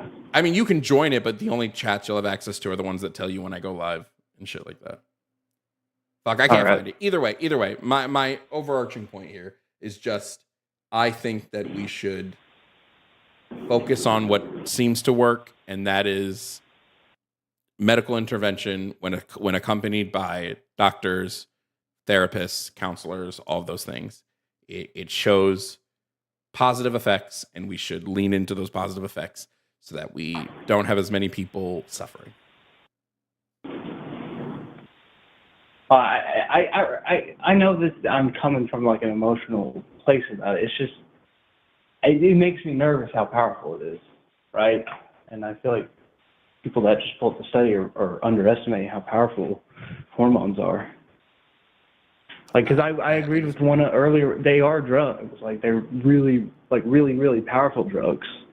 You know, like and that's why it's different than just like taking ibuprofen. It's like. You know, it's I'm sorry. I think all of the evidence leans the other way, and that it's largely, and you've said this, it's largely just a feeling that you have, and I think that if that feeling isn't supported by the evidence, I think we need to look at that. But I mean, I feel like it's going to affect someone's that can also probably the feelings it will cause can because of how powerful it is, that could cause probably the most extreme regret you could get in life. I don't know how there's no way to analyze one person's regret over another. It's a subjective thing. It's individualized. There's no way to know if somebody's regret from going through transition is worse than the regret somebody experiences from not having done it. Right? It's subjective. No, I'm talking about I'm talking about like regret compared like in general, like not just gender transition regret. I'm talking about like normal regrets you can form. It's like if you regret that's going to be like that's going to be the worst regret you could feel in your entire life because I mean it's your body and mind that's changed. Yeah, I'm sorry, Madeline. I just think we are very far off in this, and I just don't think that you're coming in with an evidence-based backing for your beliefs. So, it's not about evidence. It's about how powerful the regret for that 3% is going to be. You don't know how powerful it is without evidence, friend. There's no way to know how powerful it is without the evidence. We're just speculating. Well, what's the suicide rate? What's the suicide rate for the 3%? The suicide rate amongst detransitioners, it's fairly low, if I remember. The 3% that regret it when they start extremely, extremely young and they're like pre-teen or early teen. I don't know if we have a number. It's 12%. 12% of those people? 12%, at least per this study, which is from the Williams Institute. So, this is UCLA, Williams Institute. It says about 12%. Let me see. He chose one of those who had detransition attempted suicide in the past year. So about 12%. of ones who start at an extremely young age or like later in life? This is just in general. Those who had detransitioned, let me see what the methodology was. Demographics were age. What was their age? They don't say what the age of their respondents. Suicide thoughts sometimes are more likely to be reported among those of younger ages. I'm not showing. God, let me see if I can pull up.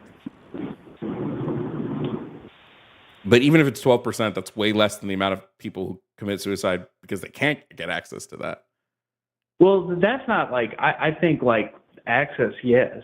Like, you know. Well, that's what we're talking about. I'm not saying not. I think I would assume that the suicide rate for just like, you know, if we like just completely banned it for everybody, adults included, that would be the highest. This was right? using respondents 18 to 24. So this wasn't looking at youth specifically. We could maybe get a study done like that within the next like couple of years that'll like inform them. Well, I feel like that would be extremely useful because I'm worried that's what I'm worried about. I'm worried about if they rush into it at such an extremely young age that. But again, we're not seeing.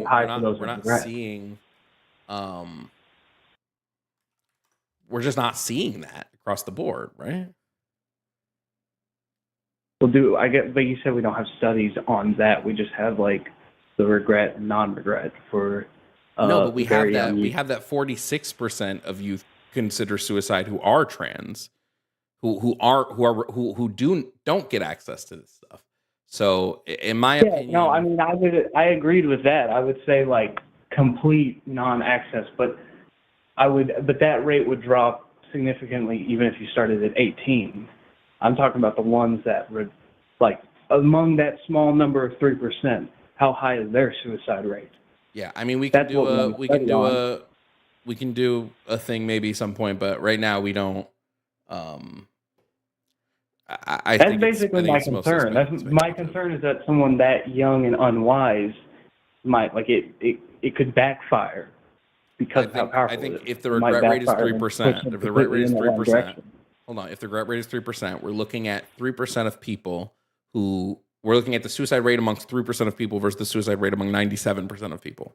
I just think it's not even close, but we've hit there's like what's the number? I mean, it's like 3%. It's like, even if that's like 100, if it's like a super high rate, if like 90 of the 100 kill themselves because they regretted it, like that's extreme consequence. Sure. But if like a couple thousand do the other side, that's also an extreme consequence. Well, the thing that reduces even just like, because you were talking about like the 47% that don't get transition consider suicide, right? And doesn't that drop significantly if they get any amount of gender transition care or gender affirming care?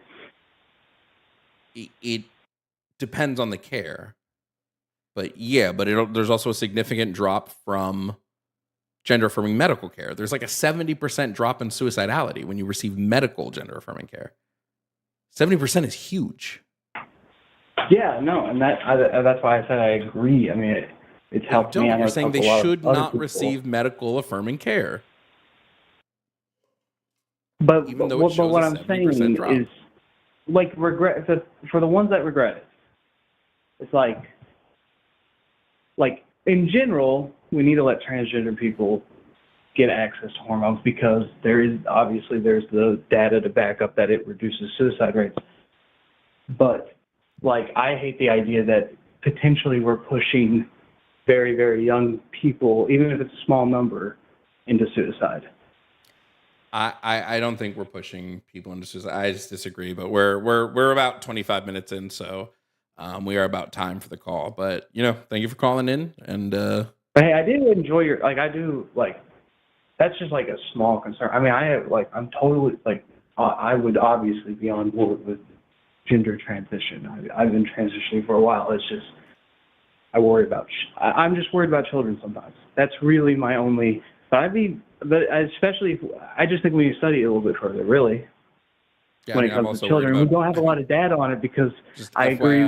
Madeline, I'm also worried about we don't really children. have the That's why I floodgates support on it, gender right? We don't really have the floodgates on letting children, because obviously there's been laws, but I mean, like, I think if we've we actually open been that floodgate, what if that happens?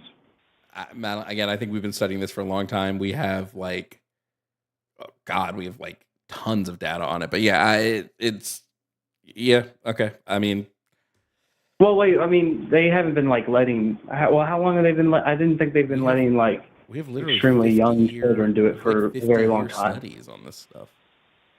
But again, here's the last thing I'm going to say, and then we're going to end the call here.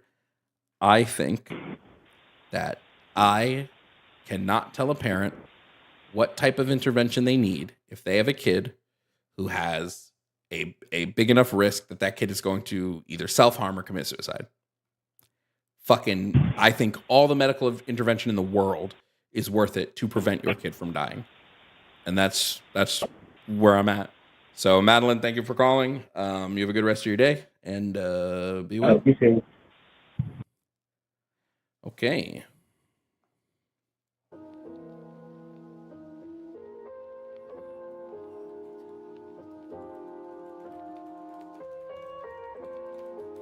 What was the call I had before this? Oh, uneducated.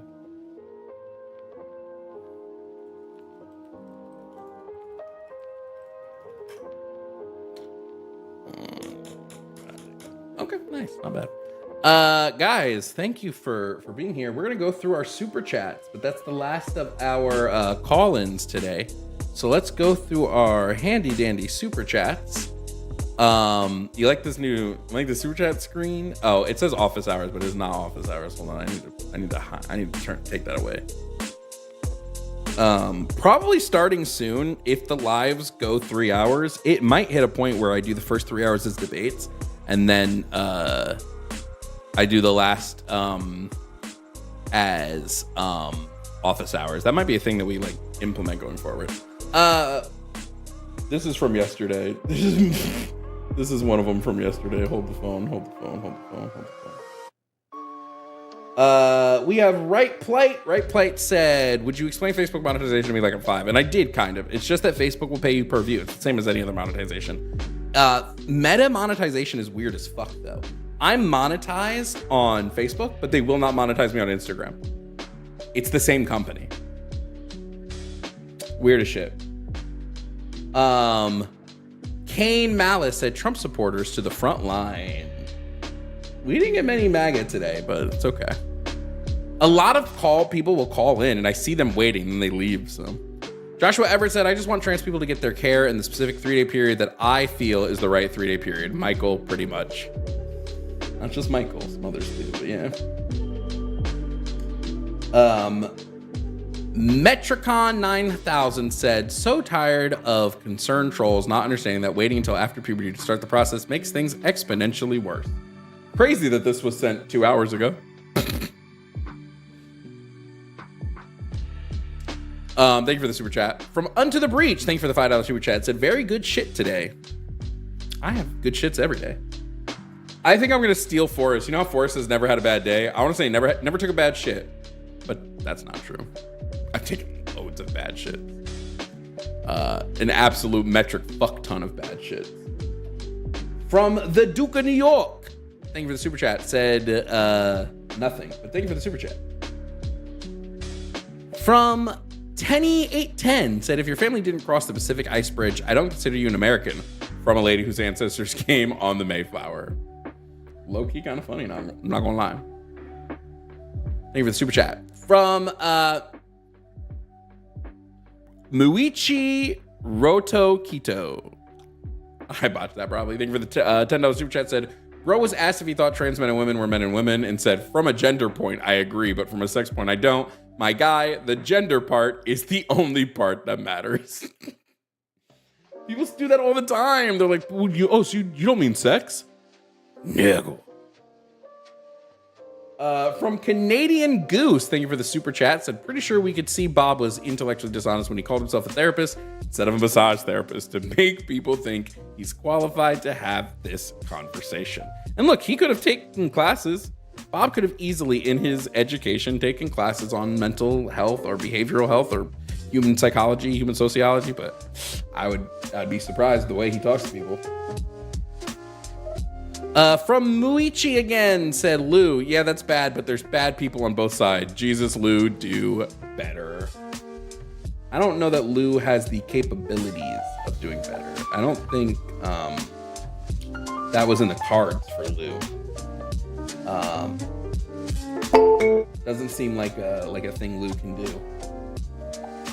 We did, Wawa, we did get the return of the massage therapist. You missed it. Fucking peak. Can't wait to edit that fucking call. That call might get some actual editing out of me for once. Next up from Misha. Misha said, I thought Lou was ignorant and wanted to be educated, but turns out he was already making excuses for not retaining information, so I guess just a bad person instead. Sad, but W. Jovan for laying out the case. Thank you, Misha. From Fiona and I can't pronounce it. Fuck. Said natural puberty is every bit as powerful as medical puberty. Why is it that not a problem to be remedied? You know, I argue it constantly. I try.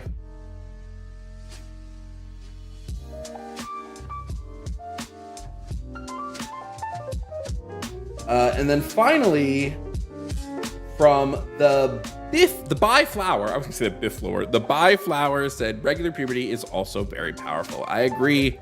Regular puberty is also insanely and incredibly powerful. Fully agree with that. Hey, thank you guys so much for watching stream today. Thank you for being here. Thank you for joining me. We had a good day with good calls. If you're still hanging out on YouTube, we're gonna send you guys over to the line where After Dark is going on.